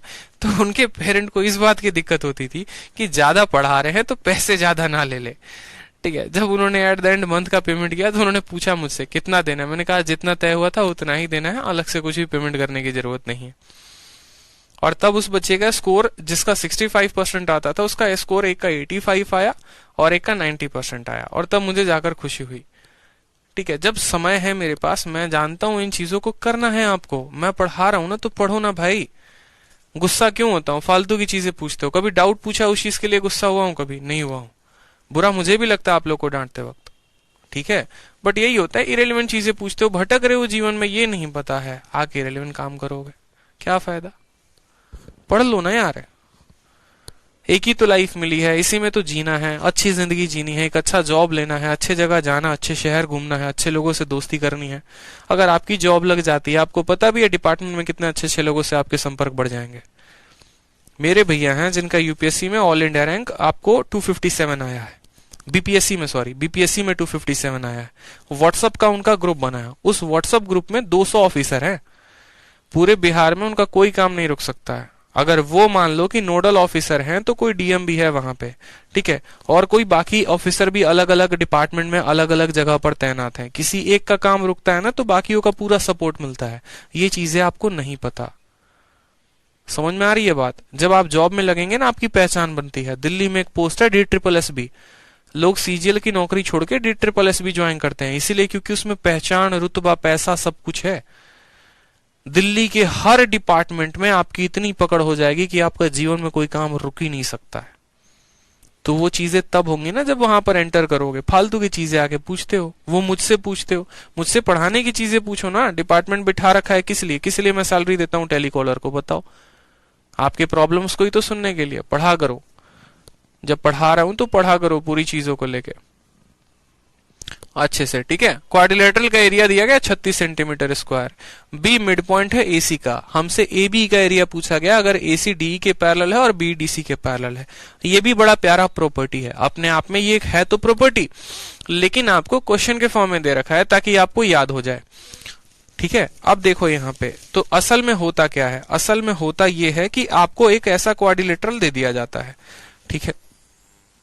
आपको क्या किया जाता है? एक ऐसा क्वाड्रिलेटरल दे दिया जाता है। आपका एग्जामिनर बड़ा चालाक है, चतुर है, तो आपको एक ऐसा क्वाड्रिलेटरल दे देगा, बोलेगा देखो भैया बात ऐसी है, तुम्हारा एबीसी नाम का एक क्या है क्वाड्रिलेटरल, इस क्वाड्रिलेटरल में डीसी का मिड पॉइंट दे देगा, जिसको बोलेगा कि ये मिड पॉइंट ई है, ठीक है। इस क्वाड्रिलेटरल में आपको डीसी का मिड पॉइंट दे देगा, जिसको बोलेगा ये है। याद रखना मिड पॉइंट, मध्य बिंदु, याद रखना मिड पॉइंट, मध्य बिंदु यहां पर देगा। फिर उसके बाद आपको ये बोलेगा कि मेरे भाई आप इन दोनों को क्या करो, कनेक्ट करो, इन दोनों को क्या कर लो, कनेक्ट कर लो, ठीक है।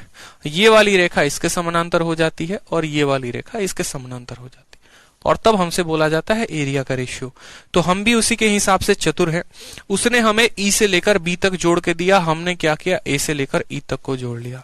हमने क्या किया? ए से लेकर ई तक को जोड़ लिया, और तब हमने उससे ये कह दिया कि तुम ज्यादा होशियार बनो मत। हमको एक प्रॉपर्टी आती है, और प्रॉपर्टी क्या आती है कि जब भी एक क्वाड्रिलेटरल को जो ट्रेपीजियम के आकार में हो, जिसकी एक भुजा दूसरे के समानांतर हो, और लंबी वाली भुजा के मध्य बिंदुओं को अगर हम दोनों कोनों से जोड़ दें, तो जो हमारा एरिया होता है ना, वो 3 बराबर भागों में बट जाता है, वो 3 बराबर भागों में बट जाता है। अब बोलोगे सर ऐसा क्यों होता है?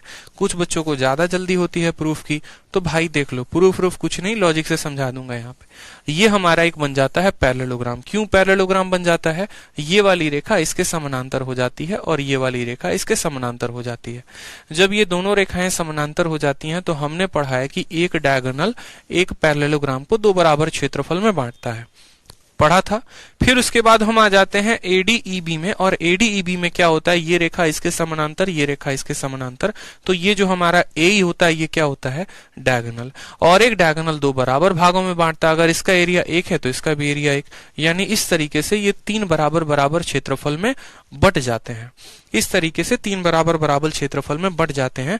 तो ये सवाल में बस यही बात कहा गया है कि आपको यहाँ पर एक क्वाड्रिलेटरल दिया गया है, उस क्वाड्रिलेटरल का मान हमारा ACDE है, उसका मान कितना है, ACDE है। कहा गया है B जो है अगर AC का मिड पॉइंट है, B किसका मिड पॉइंट है, AC का, ठीक है। साथ में हमसे ये भी कहा गया है AC हमारे DE के पैरेलल है और BE DC के पैरेलल है। ये जो BE है ना, ये हमारे DC के पैरेलल है, बाकी ये तो दे ही रखा है। उसके बाद हमसे सवाल में कहा है कि हमें ABE का एरिया पता करना है। पूरा एरिया कितना है, 36, पूरा एरिया कितना है, 36। तो हमें ये बात पता है कि अगर हम यहाँ से इसको ज्वाइन कर दे तो 1 1 1, 3 पार्ट का मान 36 है, एक पार्ट का पूछा है, तो 36/3 कर देंगे, यानी आंसर कितना आएगा, 12 आएगा। तो 12 हमारा क्या होगा, करेक्ट आंसर। कोई फॉर्मूला नहीं लगाना है, कुछ भी नहीं लगाना है, सीधा का सीधा एक लाइन में हम क्या करेंगे, आंसर दे सकते हैं। ध्यान रहेगा, ध्यान रहेगा ये बात अच्छे से। चलिए आ जाइए 13 नंबर सवाल के बाद देखिए 14 नंबर क्वेश्चन। फिर से प्रॉपर्टी को एक क्वेश्चन बनाकर दिया ताकि आप प्रॉपर्टी याद कर पाओ। क्वेश्चन नंबर 14 में देखो क्या कहा है। क्वेश्चन नंबर 14 में आपसे ये कहा है, पहला वाला सवाल आपका CDS का ये क्वेश्चन है, क्योंकि ऐसे सवाल आपके CDS में आते हैं, ठीक है। और उसके बाद आते हैं CGL के मेंस में, और मॉक टेस्ट में तो सबसे ज्यादा। जब आप CGL का मॉक टेस्ट दोगे, चाहे वो सुपर मॉक का होगा या टेक्स्ट बुक का होगा, या फिर आपको ऑलिव बोर्ड का हो या फिर ग्रेड अप का हो, ग्रेड अप जो कि बायजूस में कन्वर्ट हो चुका है, तो किसी का भी दोगे, मेंस का मॉक दोगे तो ऐसे लंबे लंबे सवाल दिए जाते हैं ताकि आपको फंसाए जा सके, ठीक है, और आपका समय बर्बाद किया जा सके, ठीक है। 2017 के मेंस में ऐसे बहुत सारे सवाल होते हैं। CDS का जो बच्चा पेपर देने जाता है, कम से कम 4 सवाल ऐसे लैंग्वेज वाले मिलेंगे कथन के अनुसार। बताइए इसमें कौन सा कथन सही है, तो कोई दिक्कत की बात नहीं है। तो हम सवाल को सबसे पहले लगाते हैं। सवाल में हमसे कहा गया, देखो तुम्हारे सामने ये क्वाड्रिलेटरल है, इस क्वाड्रिलेटरल में तुम्हारा O जो है मिड पॉइंट है, मिड पॉइंट नहीं, वो उस पॉइंट का जोड़ है जहां पर दोनों डायगोनल एक दूसरे को काटते हैं। तो सवाल में हमसे यहां पर कहा गया है कि क्या AOD का एरिया और BOC का एरिया, यानी AOD का, इसका और इसका जो जोड़ है, क्या इन दोनों के जोड़ के बराबर होगा? नहीं, ऐसा नहीं होगा। क्यों? क्योंकि हमने पढ़ा है कि अगर कोई एक क्वाड्रिलेटरल है, ठीक है, और यहां पर इसका एरिया A1 है, इसका एरिया A2 है, इसका एरिया A3 है, इसका एरिया A4 है, तो हमने ये बात पढ़ा है आमने सामने का गुना, यानी A1 इंटू A3 बराबर होता है बाकी दोनों सामने वाले के गुना के, यानी A2 इंटू A4 के। इनका गुना बराबर होता है, ना कि इनका जोड़ बराबर, यानी 1 नंबर प्रॉपर्टी गलत साबित हो गई, ठीक है। अब आ जाओ 2 नंबर प्रॉपर्टी पे। 2 नंबर प्रॉपर्टी में क्या AOD BOC के बराबर होगा? तो भैया AOD BOC के बराबर होगा। क्यों? क्योंकि x बन रहा है वर्टिकली अपोजिट से बराबर होगा। सेकंड पॉइंट सही है। तीसरा कहा है, क्या AB BC CD AD, यानी क्या चारों के चारों भुजाओं को जोड़ने पे क्या वो डायगोनल से बड़े होंगे? तो बिल्कुल, ये बात मैंने आपको अच्छे से पढ़ाया था कि चारों भुजाओं का जो जोड़ होता है वो बड़ा होता है डायगोनल से। और ये मुझे बताओ, यहाँ पे ये जो चारों भुजाएं होती हैं ये छोटी होती हैं किसके? डायगोनल के 2 गुने से, यानी AC प्लस BD के 2 गुने से ये चारों, देखो इनके 1 गुने से ये बड़ा होंगे लेकिन इनके 2 गुने से ये छोटे होंगे। तो यानी प्रॉपर्टी नंबर 3 भी सही है। तो 1 गलत है, 2 और 3 सही है, यानी option number B for Baahubali जो होगा वो क्या होगा? करेक्ट आंसर होगा, ठीक है, कि 1 गलत है और 2 और 3 जो है वो सही है, ठीक है। आ जाओ 15 नंबर सवाल देखो। 15 नंबर सवाल कहा गया है क्वाड्रिलेटरल ABCD है, AC का मान 7 है, BD का मान 8 है, AXD का मान 60 है। तो ABCD का हमसे एरिया बोला गया है कि ABCD का एरिया कितना होगा। देखो अब अच्छे से आपको बताया है कि ये क्वाड्रिलेटरल का एरिया, देखो यहाँ पर बहुत प्यारा क्वेश्चन है। जैसे मानो यहाँ पर आपका एक क्वाड्रिलेटरल दे दिया जाएगा, ठीक है, क्वाड्रिलेटरल दे दिया जाएगा और क्वाड्रिलेटरल में ABCD नाम का एक क्वाड्रिलेटरल हो गया। आपको यहाँ पर दोनों डायगोनल दे दिए जाएंगे, दोनों डायगोनल AC का भी मान दिया गया है, BD का मान, और ये दोनों जहां काटते हैं वो X है। इनके बीच का एंगल कितना दिया गया है? 60 डिग्री दिया गया है। आपको अच्छे से बताया है, आपको अच्छे से पता है कि एरिया बराबर क्या होता है। तो एरिया बराबर अच्छे से पता है, याद करो क्वाड्रिलेटरल का area half into D1 into D2 into angle between them, sine of angle between them, यानी साइन थीटा। पढ़ाया था कि नहीं पढ़ाया था बताओ? बेसिक प्रॉपर्टी के ऊपर सवाल है कि दोनों क्वाड्रिलेटरल के आपको क्या करना है, तो दोनों क्वाड्रिलेटरल के आपको यहाँ पर, ठीक है, दोनों क्वाड्रिलेटरल के डायगोनल, अब डायगोनल की वैल्यू कितनी है देखो तो हाफ, डायगोनल की वैल्यू कितनी है मेरे भाई, तो पहले वाले की 7 है, दूसरे वाले की 8 है। यहाँ पर थीटा का मान 60 है, साइन 60 का वैल्यू कितना होता है, √3/2 होता है। 4 से आप इसको 2 बार में काटोगे, आंसर आएगा 14√3 इज द करेक्ट आंसर। 14√3 जो होगा वो क्या होगा, करेक्ट आंसर होगा। समझ में आ गया बात। 15 नंबर सवाल क्लियर हो गया। मिलाओ आंसर, मिलाओ, चलो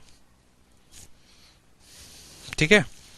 कोई समस्या यहाँ पे, कोई समस्या यहाँ पे, ऑप्शन नंबर सी जो है वो करेक्ट आंसर है। बी को याद नहीं करना है, half d1 d2 sine theta होता है, हाफ d1 d2। शीट में अच्छे से देखो, शीट में जाओ, क्वाड्रिलेटरल में, क्वाड्रिलेटरल के शुरू में ही लिखवाया था मैंने, area of a quadrilateral is equal to half into d1 into d2 into sine theta between them. यही साइन थीटा बीच में स्क्वायर के केस में 90 हो जाता है। याद नहीं रहता इतना आपके दिमाग में कि स्क्वायर में क्या होता है, डायगोनल 90 पे काटते हैं, 90 पे काटते हैं तो साइन 90 कितना हो जाता है, तो साइन 90 आपका 1 हो जाता है। और स्क्वायर के दोनों डायगोनल बराबर होते हैं, इसलिए a²/2 हो जाता है। आप स्क्वायर में अच्छे से जानते हो कि डायगोनल का स्क्वायर/2 हो जाता है। स्क्वायर का डायगोनल कितना होता है, तो बोलोगे सर √2a। √2a का स्क्वायर, देखो अगर इस चीज को मैं स्क्वायर बना दूं तो डायगोनल का स्क्वायर यानी √2a का स्क्वायर और बट्टे में कितना आएगा 2, √2a का स्क्वायर हो जाता है 2a स्क्वायर और बट्टे में 2, 2 से 2 काट दिया, इसलिए स्क्वायर का एरिया हमेशा कितना होता है, a²। याद रखना है इतना, हमेशा इस बात को ध्यान रखना है, half into d1 into d2 sine theta. ठीक है, समझ में आ गया बात। 16 नंबर सवाल करवा ही दिया है आपको। आ जाओ 17 नंबर सवाल में। 17 नंबर सवाल बड़ा बढ़िया सवाल है। देखो 17 नंबर में आपको कहा है कि एबीसीडी एक स्क्वायर है, पी क्यू आर एस उसके पॉइंट है जो एबीसीडी पे है। ठीक है, अच्छा सवाल है। देखिए ये आपके सीजल के मेंस का क्वेश्चन है, थोड़ा सा अटपटा क्वेश्चन अब आपको देखने को मिलेगा यहां से। ठीक है, थोड़े से अटपटे सवाल मिलेंगे।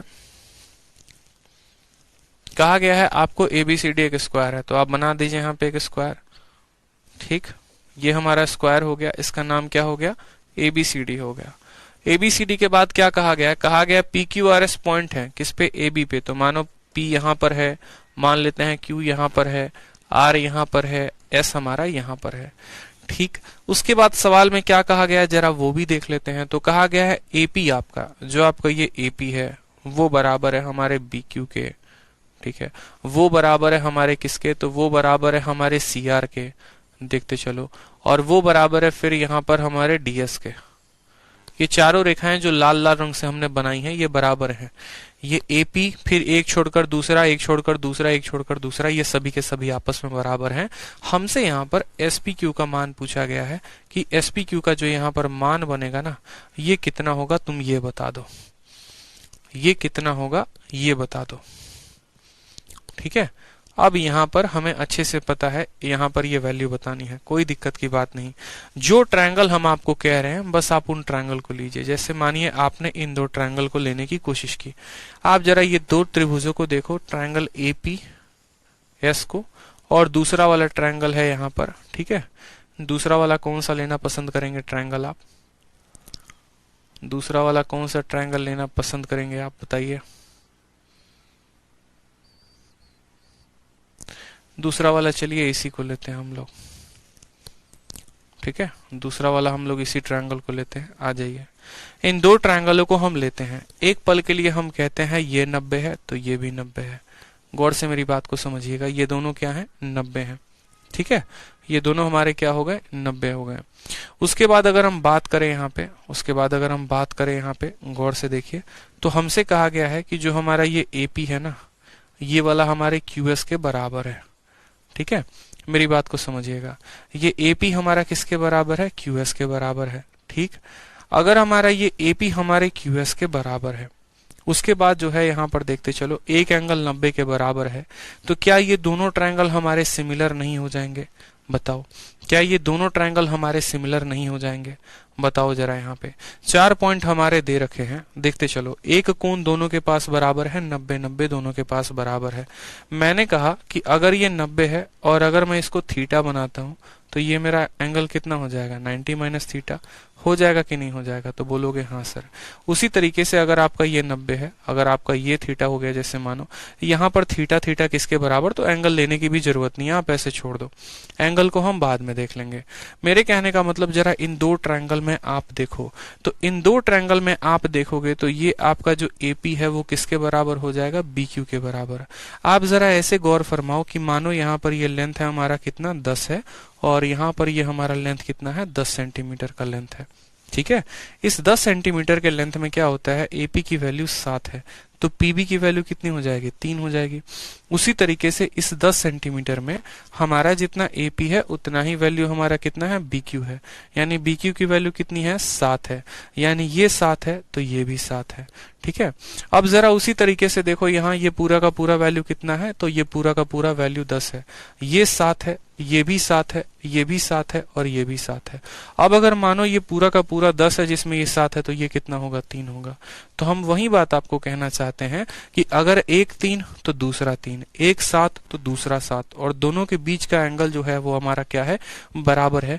तो क्या साइड एंगल साइड से दोनों के दोनों सर्वांगसम हो जाएंगे, कॉन्ग्रुएंट हो जाएंगे, सास के प्रॉपर्टी से दोनों के दोनों कॉन्ग्रुएंट हो जाएंगे? बोलो। मैंने कहा अपने तरफ से भुजा मैं 10 मान लेता हूं, जिसमें इसको 7 मान लेता हूं। ये 10 है, ये 7 है तो ये 3 हो गया, ये 10 है, ये 7 है तो ये 3 हो जाएगा, पूरा 10 है, ये 7 है तो ये 3 हो जाएगा, पूरा 10 है, ये 7 है तो 3, ये भी 3, ये भी 3, ये भी 7, ये भी 7, दोनों का एंगल बराबर, तो ये दोनों का एरिया भी बराबर होगा, दोनों के बाकी सभी कोण भी बराबर होंगे। अब किसके सामने का कौन सा कोण बराबर होगा ये समझो। तो इस भुजा के सामने, इस भुजा ये लाल वाले के सामने अगर यहाँ थीटा है तो इसी यहाँ पर इसके सामने क्या होगा? तो इसके सामने यहाँ थीटा होगा। समझे मेरी बात को? समझ में मेरी आ गई? अब ये 90 है और ये थीटा है, तो ये कितना हो जाएगा? तो बोलोगे सर 90 माइनस थीटा। ये कितना हो जाएगा? तो 90 माइनस थीटा। ठीक है, अब यहाँ पर हमें बीच वाला कोण निकालना है, मानो इसको हम अल्फा कहते हैं, तो हम कहेंगे alpha plus 90 minus theta plus theta बराबर कितना हो जाएगा?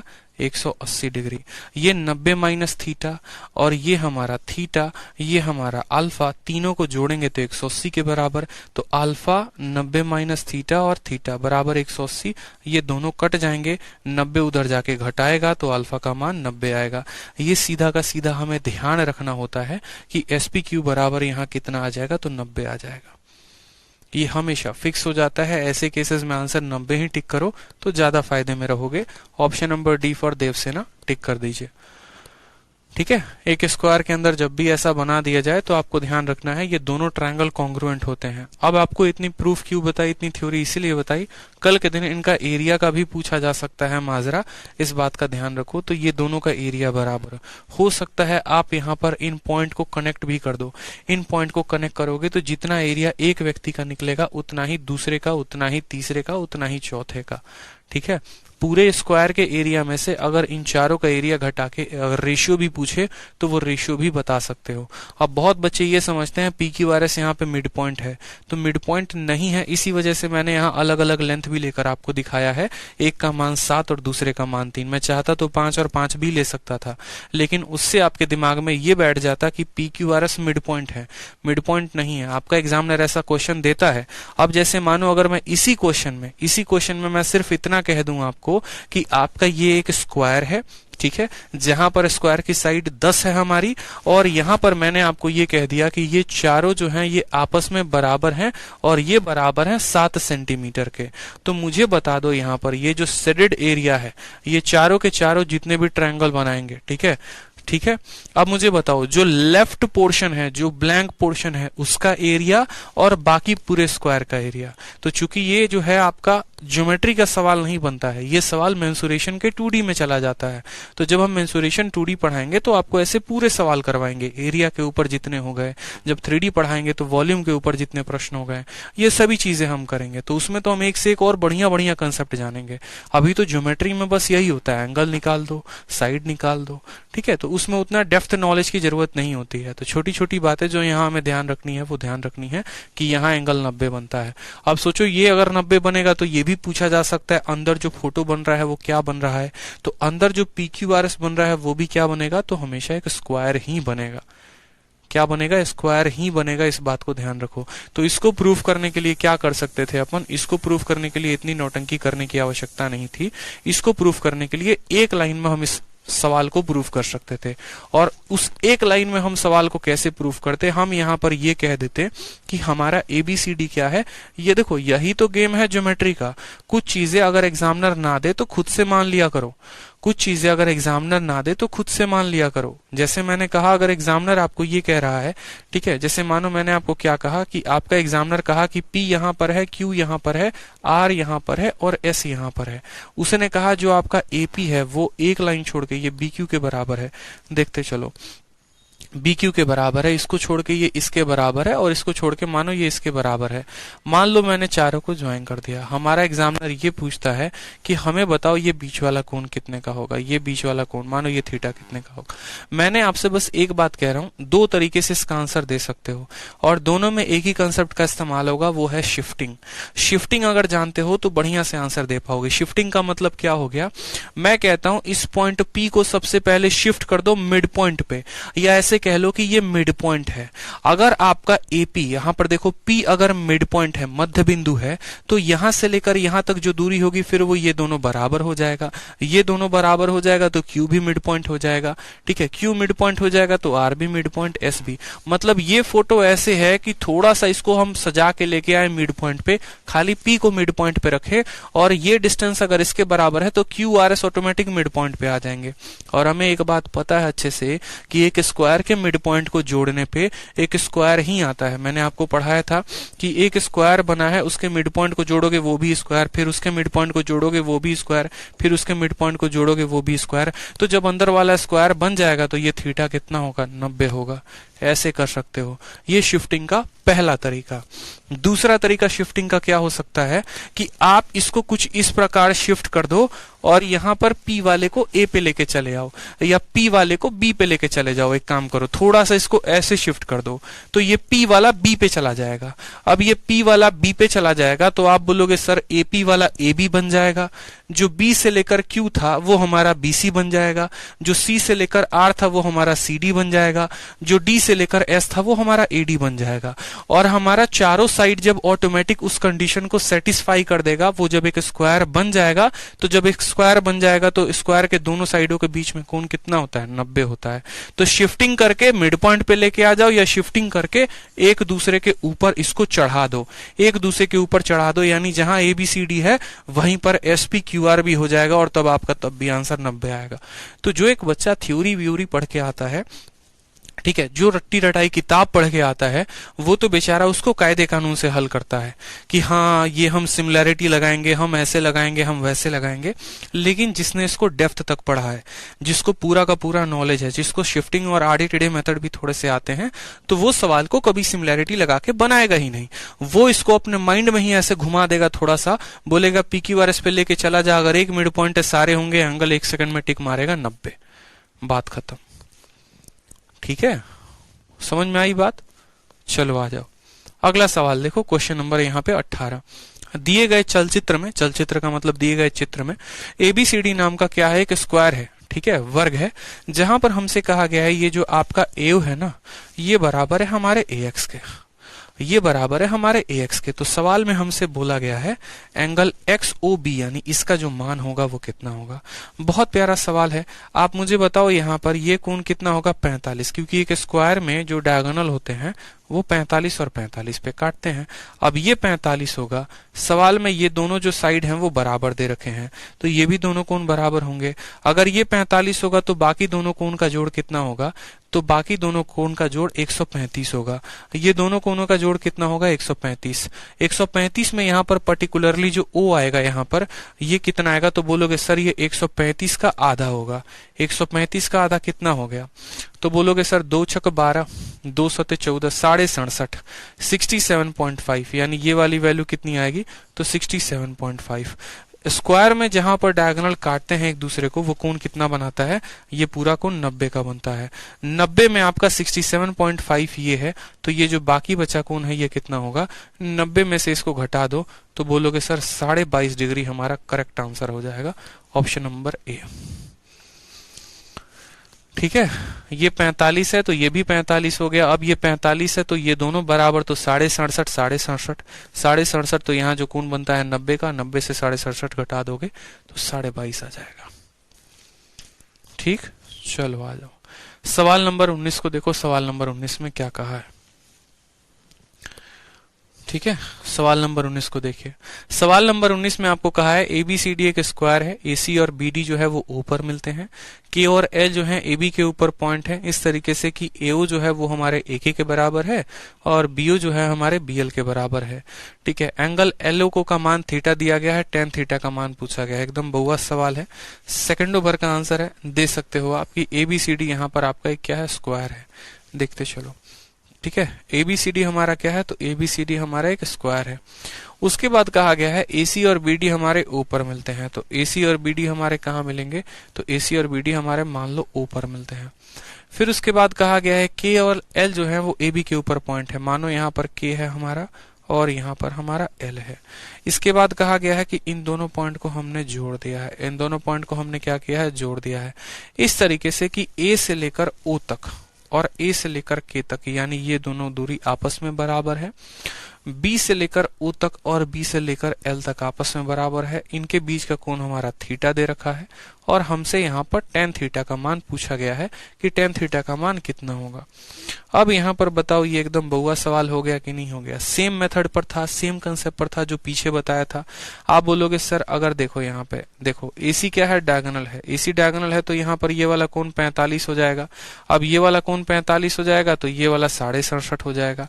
उसी तरीके से ये वाला 45 है तो ये वाला 67.5 हो जाएगा। देखो यहाँ 67.5 नहीं होगा, एक मिनट माफ करो, यहाँ पे 67.5 नहीं होगा। देखो अब ABCD जो है, the diagonal AC and BD meet at O, let K and L be point on AB such that AO बराबर, ये फिगर ऐसे बनेगा ही नहीं। यही सबसे बड़ी गलती है जो एक स्टूडेंट करता है, यही सबसे बड़ी गलती है कि वो K को यहाँ पर मान लेता है, L को यहाँ पर मान लेता है। अगर वह K और L को यहाँ पर मानेगा तो ये उसकी सबसे बड़ी भूल होगी।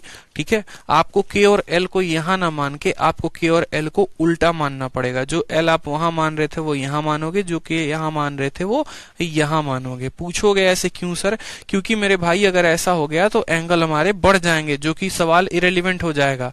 ठीक है, आप खुद बताओ ना, A से लेकर O तक, A से लेकर K तक, इतना में ये बेचारा कैसे बराबर हो पाता, नहीं हो पाता। सवाल में आपकी गलती आ जाती। यही इस सवाल का कैच है कि L और K के सही पोजीशन को लेना है। अगर आप सही पोजीशन को नहीं लोगे आप सवाल में गलती कर बैठोगे।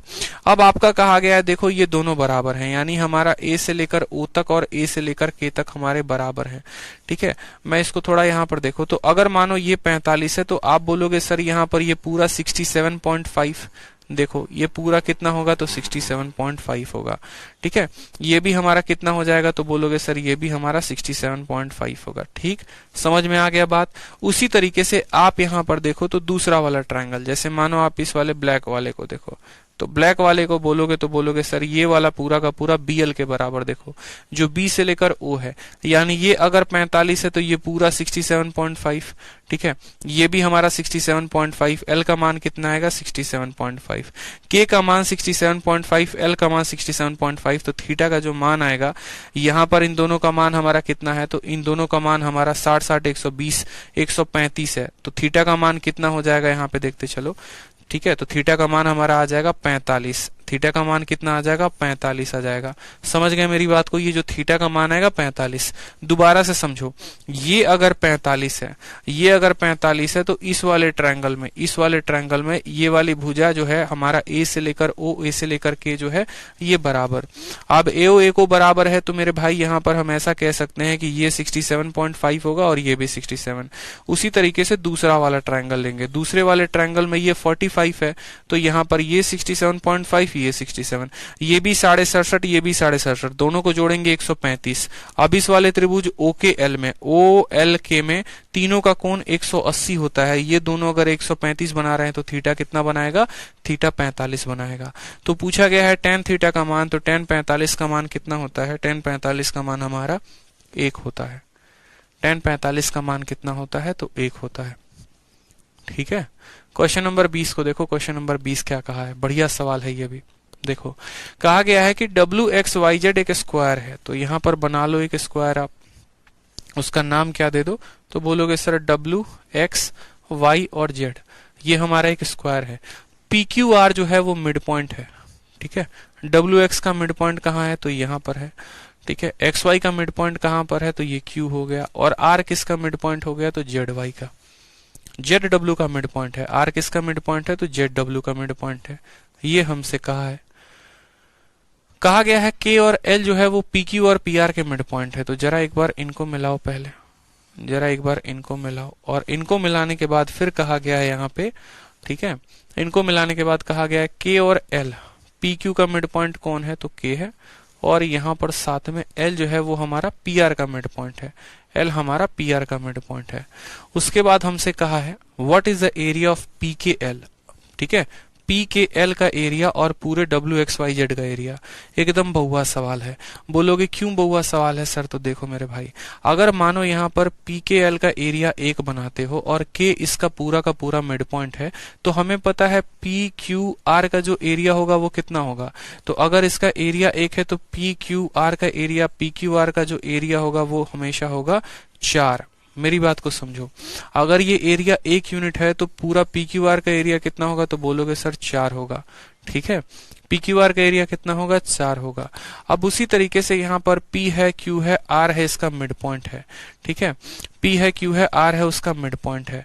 अब मेरी बात को समझना है, यहाँ पे अगर PQR का एरिया आपका 4 है ना, तो आपका RWP का, और बाकी देखो अगर आप इसको पूरा का पूरा इसका क्या करते हो, डुप्लीकेट बनाते हो, इस फोल्डिंग को ऐसे खोल देते हो, इस फोल्डिंग को ऐसे खोल देते हो, तो जितना, या ऐसे समझ लो इसके सामने आपने शीशा रख दिया, शीशा रख दिया तो इसी का सेम फोटो ऊपर बनेगा, सेम फोटो ऊपर बनेगा। तो बोलोगे सर इस पूरे का एरिया कितना आया था, तो पूरे का एरिया हमारा 4 आया था, तो यहां भी कितना आएगा, तो यहां भी 4 आएगा। अब ये 4 है और ये 4 है, तो कुल मिलाकर कितने हो जाएंगे, 8। एक स्क्वायर के मिड पॉइंट को जब हम जोड़ते हैं, एक स्क्वायर के मिड पॉइंट को जोड़ते हैं, तो उसका जो एरिया होता है उस ओरिजिनल स्क्वायर के एरिया के आधे होता है।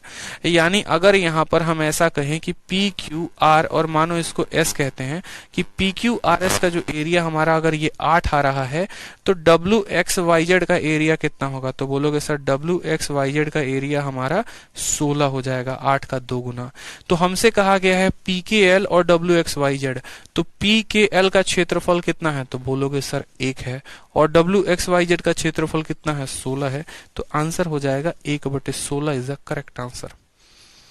1/16 जो होगा वो करेक्ट आंसर। अंदर वाला देखो, दोबारा से मैं बता रहा हूं, अंदर वाला हमारा ये 1 हो गया। अगर हमारा ये 1 हो गया तो इस ट्रायंगल को थेल्स थ्योरम से कह सकते हो कि ये दोनों अगर मिड पॉइंट है तो ये 1, तो पूरा ट्रायंगल 4। अगर ये पूरा ट्रायंगल 4, तो इसी का डुप्लीकेट उधर बनाएंगे तो वो भी 4। इस स्क्वायर का एरिया कितना हो गया, 8 हो गया। स्क्वायर के मिड पॉइंट को जोड़ते हैं तो उसका एरिया हमेशा आधा होता है। यानी अगर हमारा PQSR का एरिया 8 है तो WXYZ का एरिया इसका डबल 16, तो 1:16 जो होगा वो क्या होगा, करेक्ट आंसर होगा। ठीक है, आ जाओ, चलो ये क्वेश्चन नंबर 21 बहुआ सवाल है, कर लोगे आप लोग खुद से। क्वेश्चन नंबर 22 भी आसान है, कर लेना। क्वेश्चन नंबर 23 नंबर देखो, क्वेश्चन नंबर 23 देखो, 23 थोड़ा सा ठीक क्वेश्चन है जो मैं बता सकता हूं आप लोगों के लिए। बाकी दोनों क्वेश्चन पीछे के आसान थे। कहा गया है सवाल में कि ABCD आपका एक स्क्वायर है। देखो पहले आप लोगों ने स्क्वायर पढ़ा था ना, तो अभी तक स्क्वायर के ही क्वेश्चन चल रहे हैं। सारे के सारे क्वेश्चन स्क्वायर पर आधारित हैं। फिर आगे रेक्टेंगल पर आधारित प्रश्न मिलेंगे, फिर पैरेललोग्राम पर मिलेंगे, ठीक है, फिर रोम्बस पर मिलेंगे। यानी जिस ऑर्डर में मैंने आपको थ्योरी पढ़ाई है उसी ऑर्डर में आपको मैंने क्वेश्चन भी करवाए हैं। तो अगर आपको कभी रिवीजन भी करना हो कि मुझे पर्टिकुलरली स्क्वायर पढ़ना है, तो स्क्वायर का थ्योरी पढ़ लेना और एक्सरसाइज से जहां तक स्क्वायर के क्वेश्चन है वैसे लगा लेना। फिर पैरेललोग्राम की थ्योरी पढ़ लेना, पैरेललोग्राम के क्वेश्चन लगा लेना। रेक्टेंगल की थ्योरी पढ़ के रेक्टेंगल के एक साथ लगा लेना। आप ऐसे भी कर सकते हो अपनी चीजों को स्ट्रॉन्ग करने के लिए, ठीक है। तो कहा गया सवाल में क्या कहा गया है, जरा उस पर फोकस करो। सवाल में हमसे ये कहा गया है कि हमारा ABCD नाम का एक स्क्वायर है। तो हमने कहा ये हमारा ABCD नाम का एक स्क्वायर है। M जो है वो AB का मिड पॉइंट है, तो हमने कहा M इसका मिड पॉइंट है। N जो है वो BC का मिड पॉइंट है, N इसका मिड पॉइंट हो गया। हमें DM को और AN को ज्वाइन करना है। ज्वाइन DM, मान लो यहाँ पर D से लेकर M तक हमने ज्वाइन किया और A से लेकर N तक हमने यहाँ पर ज्वाइनिंग कर दी इनकी, ठीक है। जो कहाँ पर मिलते हैं, तो जो हमारे ON पर मिलते हैं। तो हमसे बोला गया इसमें से कौन सा कथन सत्य है। अभी आपको ये वाला सवाल मैंने करवाया था, अगर आपको ध्यान होगा तो अभी मैंने यहाँ पर, ठीक है, अभी मैंने यहाँ पर प्रूफ किया था कि ये हमारा जो ANB है, जो हमारा ANB है और जो हमारा यहाँ पर DMA है, देखो यहाँ लिख देता हूं DAM, ठीक है, सर्वांगसम होगा, सर्वांगसम होगा, कॉन्ग्रुएंट होगा। AM के सामने हमारा D है या D के सामने हमारा AN है, तो हमारा यहाँ पर लिखेंगे NBA, ठीक है। ये हमारे सर्वांगसम होंगे, इस बात का ध्यान रखो। मैं आपको ऐसे भी कह देता हूं, जैसे मानो यहाँ पर A पर एंगल DAM है ना, तो हमारा हो जाएगा ये NAB के मामले में, ठीक है। कि हमारा जैसे मानो यहाँ पर हमने आपको ये बात कहा था, सवाल में कहा गया है ज्वाइन DM यानी M जो है ये मिड पॉइंट है। अब अगर M मिड पॉइंट है तो ये दोनों रेखाएं आपस में बराबर होंगी। आप ऐसे देखो सर्वांगसम लिख लो, कोई दिक्कत की बात नहीं। अगर M मिड पॉइंट है, ये दोनों रेखाएं आपस में बराबर होंगी, ठीक है। ये वाला आपको ऑटोमेटिक बराबर होगा पूरे के पूरे स्क्वायर के। अब ये दोनों ऑटोमेटिक हमारा बराबर होगा, तो जो तीसरा वाला है देखो, इसमें से इतना घटाओगे तो DM आएगा, ठीक है, और इसमें से आप इतना घटाओगे तो आपका ये DM आएगा, क्योंकि मिड पॉइंट है। आप ऐसे देखो, जो आपका AM है वो आपके NB के बराबर। मैं पूरा का पूरा फोटो वॉश आउट करता हूं ताकि आप समझ पाओ। दोबारा से देखना, दोबारा से सवाल में देखना क्या क्या कहा गया है। दोबारा से सवाल में आपको ये कहा गया है कि आपको इन दो लोगों को मिलाना है, तो आप मिला दो, ठीक, आप इनको मिला दो बढ़िया तरीके से। आप ऐसे समझो कि पूरे स्क्वायर की साइड मान लो हमारी 10 है, जहां पर AM 5 है, ये भी 5 है, तो ये भी 5 हो जाएगा और ये 10 हो जाएगा। मैं आपसे ये बात कहना चाहता हूं कि देखो, ये जो AM है अगर ये 5 है तो हमारा BN ये भी 5 है। अगर हमारा इस ट्रायंगल में AD 10 है तो हमारा AB भी 10 है। तो अगर यहाँ पर दो साइड बराबर हो जाते हैं और यहाँ पर एक एंगल बराबर हो जाता है, तो जाहिर सी बात है कि ये 10 है और ये 5 है, तो इसका जो DM है, ठीक है, वो 10 का स्क्वायर और 5 का स्क्वायर आएगा। उसी तरीके से यहाँ पर ये AB 10 है और ये 5 है, तो यहाँ पर जो इसका AN है वो भी 10 का स्क्वायर 5 का स्क्वायर। यानी हम कह सकते हैं कि जो हमारा DM है वो हमारा AN के क्या है, बराबर है। तो ऑप्शन नंबर जो होगा B for Baahubali is the correct answer होगा, ठीक है। इसलिए हमारा B फॉर बाहुबली जो होगा वो क्या होगा, करेक्ट आंसर होगा, ठीक है। चलो आ जाओ, लास्ट क्वेश्चन देखो आज के लिए क्वेश्चन नंबर 24 जो है वो लास्ट है, इसके बाद कल कराऊंगा मैं। 24 को देखो क्या कहता है। 24 में कहता है कि एक स्क्वायर है और एक रोम्बस है, दोनों का जो बेस है वो सेम है और रोम्बस को 60 डिग्री पे झुकाया गया है और स्क्वायर को ऐसे ही रखा गया है। तो दोनों का एरिया का जो है वो रेशियो क्या होगा। मानो ये आपका एक स्क्वायर है, ठीक है, और दूसरा वाला क्या है, तो दूसरा वाला रोम्बस है। आप ऐसे समझ लो, दूसरा वाला क्या है, तो दूसरा वाला आपका रोम्बस है। और झुकाया कितने पे गया है वो भी देख लो। तो बोला गया है भैया मेरे कि इनका जो इंक्लाइनेशन है ना, और दोनों का जो बेस है वो क्या है, सेम है। दोनों का बेस क्या है, सेम है। अब देखो, ये हमारा एक स्क्वायर है, ये स्क्वायर का मान क्या है, तो ABCD है, ठीक है, और दूसरा जो है हमारा रोम्बस है, ये मान लो ABEF है। ABCD स्क्वायर है और ABEF क्या है, तो रोम्बस है, ठीक। उसके बाद कहा गया है कि जो रोम्बस का झुकाव है ना वो 60 डिग्री पे है, यानी ये वाला मान कितना है, 60 डिग्री है। और रोम्बस का अपने बेस के साथ झुकाव जो है वो 60 डिग्री का है। तो बोला गया है बताओ ratio of area of square to that of rhombus. Square का एरिया और रोम्बस का एरिया क्या होगा। कितनी बार आपको बताया है कि हमेशा जो एरिया होता है किसी भी क्वाड्रिलेटरल का आप एरिया निकालना चाहते हो तो अगर ये साइड ए है और अगर ये साइड बी है और उसके बीच थीटा एंगल है तो हमेशा जो एरिया होता है वो होता है ए बी साइन थीटा। क्या होता है, ए बी साइन थीटा। यानी अगर हमें यहाँ पर स्क्वायर का निकालना होगा और अगर हमें यहाँ पर किसका बोला गया है, रोम्बस का निकालना गया होगा। ठीक है, तो दोनों का जरा एरिया मुझे देखो। तो स्क्वायर का एरिया निकालने के लिए अगर मानो मैं इस साइड को कहता हूं कि मेरे भाई ये साइड यहां पर ए है तो दूसरा वाला भी साइड ए होगा, यानी स्क्वायर का एरिया कितना होता है, हमेशा ए स्क्वायर। और इसके स्क्वायर के साइड में 90 का कौन होता है, तो साइन 90 हमारा 1 आता है। रोम्बस की बात करते हैं तो रोम्बस में अगर हमारा ए बी ए है तो बीई भी हमारा कितना होगा, ये भी ए होगा। तो रोम्बस का एरिया हो जाएगा ए इंटू देखो दोनों का एरिया मैं लिख रहा हूं आपको। ठीक है, हम ऐसा कह सकते हैं ए इंटू साइन 90, हम ऐसा लिख सकते हैं यहाँ पे स्क्वायर में, क्योंकि दोनों साइडों के बीच में जो एंगल होता है वो कितना होता है, तो 90 का। तो ए इंटू साइन 90। और रोम्बस में लिख सकते हैं ए इंटू साइन 60।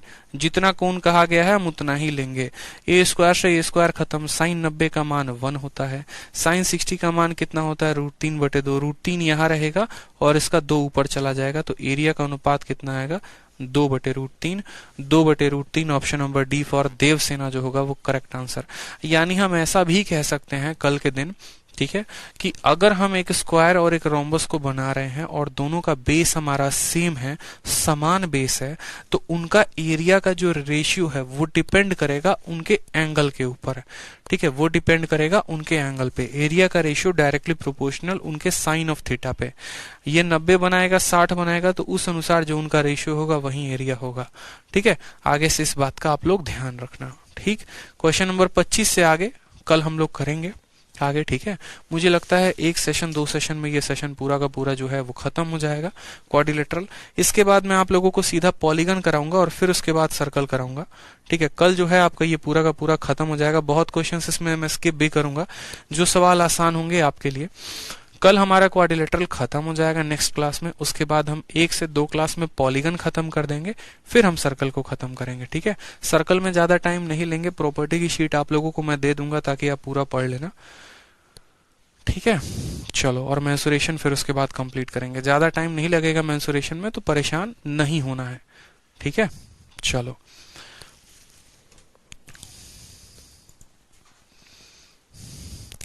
मजा आ गया, जबरदस्त। चलो अच्छा है भाई, ऐसे ही मन देखो, ऐसे ही मन लगा के आप लोग पढ़ते रहा करो। क्या परेशानी है, पूरा पढ़ा रहा हूँ, तसल्ली से पढ़ा रहा हूँ, पूरा पढ़ो। ठीक है, परेशान होने की जरूरत नहीं है। बाकी दोस्तों को भी बताओ कि यहाँ पर ऐसे क्लासेस चल रही हैं, एक एक बात, एक एक एग्जाम्पल, एक एक थ्योरी जो है मैं आपको अच्छे से कंप्लीट करा रहा हूँ। ठीक है, ना ही किसी किताब की जरूरत है आपको यहाँ पे, ना ही कोई प्रैक्टिस शीट की जरूरत है। सभी चीजों का कंपाइलेशन आपको मेरी क्लास में मिल जाता है। प्रीवियस ईयर के सवाल चाहिए तो आपको वो मिल जाते हैं। ठीक है, प्रॉपर्टी के ऊपर सवाल चाहिए आपको वो मिल जाता है। मतलब किसी को अगर कुछ भी नहीं आता हो ना, सिर्फ तसल्ली से मेरा 1.5 घंटे का लेक्चर वो बैठ के सुने, उसको पूरा का पूरा आएगा। लेकिन शर्त यह है कि वो रेगुलर रहे। पता चले आप आ जा रहे हो, 2 दिन बाद नहीं आ रहा है, कैसे समझ में आएगा, फिर तो आपको कोई भी टीचर नहीं सिखा पाएगा। ठीक है, तो अच्छे से पढ़ते रहो पूरा का पूरा जितना मैंने पढ़ाया है। ठीक है, परेशान होने की जरूरत नहीं है, और बाकी चीजें मैं धीरे धीरे कंप्लीट कराऊंगा। अच्छे से आप पढ़ते रहिए पूरा।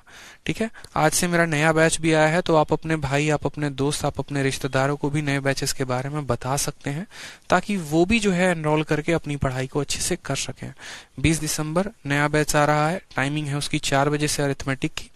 ठीक है, तो उनको भी रेकमेंड करिए। अगर आपको फायदा हो रहा है, जब आप उनको बताएंगे तो वो ज्यादा समझेंगे। ठीक है, कहते हैं ना कि अगर मान लो मैंने हाजमोला खाया तो मुझे हाजमोला का टेस्ट पता है कि हाजमोला कैसे लगता है, तो मैं दूसरे को कह सकता हूँ कि ये अच्छा है कि खराब है। लेकिन अगर मैंने खाया ही नहीं, मैं क्या रेकमेंड करूंगा। तो आपको पता है तो आप बाकी लोगों को भी बताओ, अच्छा होगा, बेहतर होगा। ठीक है, कि हाँ कैसे चल रहा है। कोई टेलीग्राम पर पूछता है आपसे, व्हाट्सएप पे पूछता है, फेसबुक पे पूछता है, तो उसको पूरा सपोर्ट करो ताकि फायदा हो। ठीक है, चलो। संदीप कहते हैं ए फॉर आओ कभी हवेली पे, B for Baahubali, C for what, C for Kaho Naa प्यार है एंड डी फॉर देवसेना या दिल मांगे मोर। ठीक है भाई, चलो भाई, लव यू ऑल, ध्यान रखो, खुश रहो, मस्त रहो, ऑल द बेस्ट। और ठंडी से बच के रहा करो, ठीक है।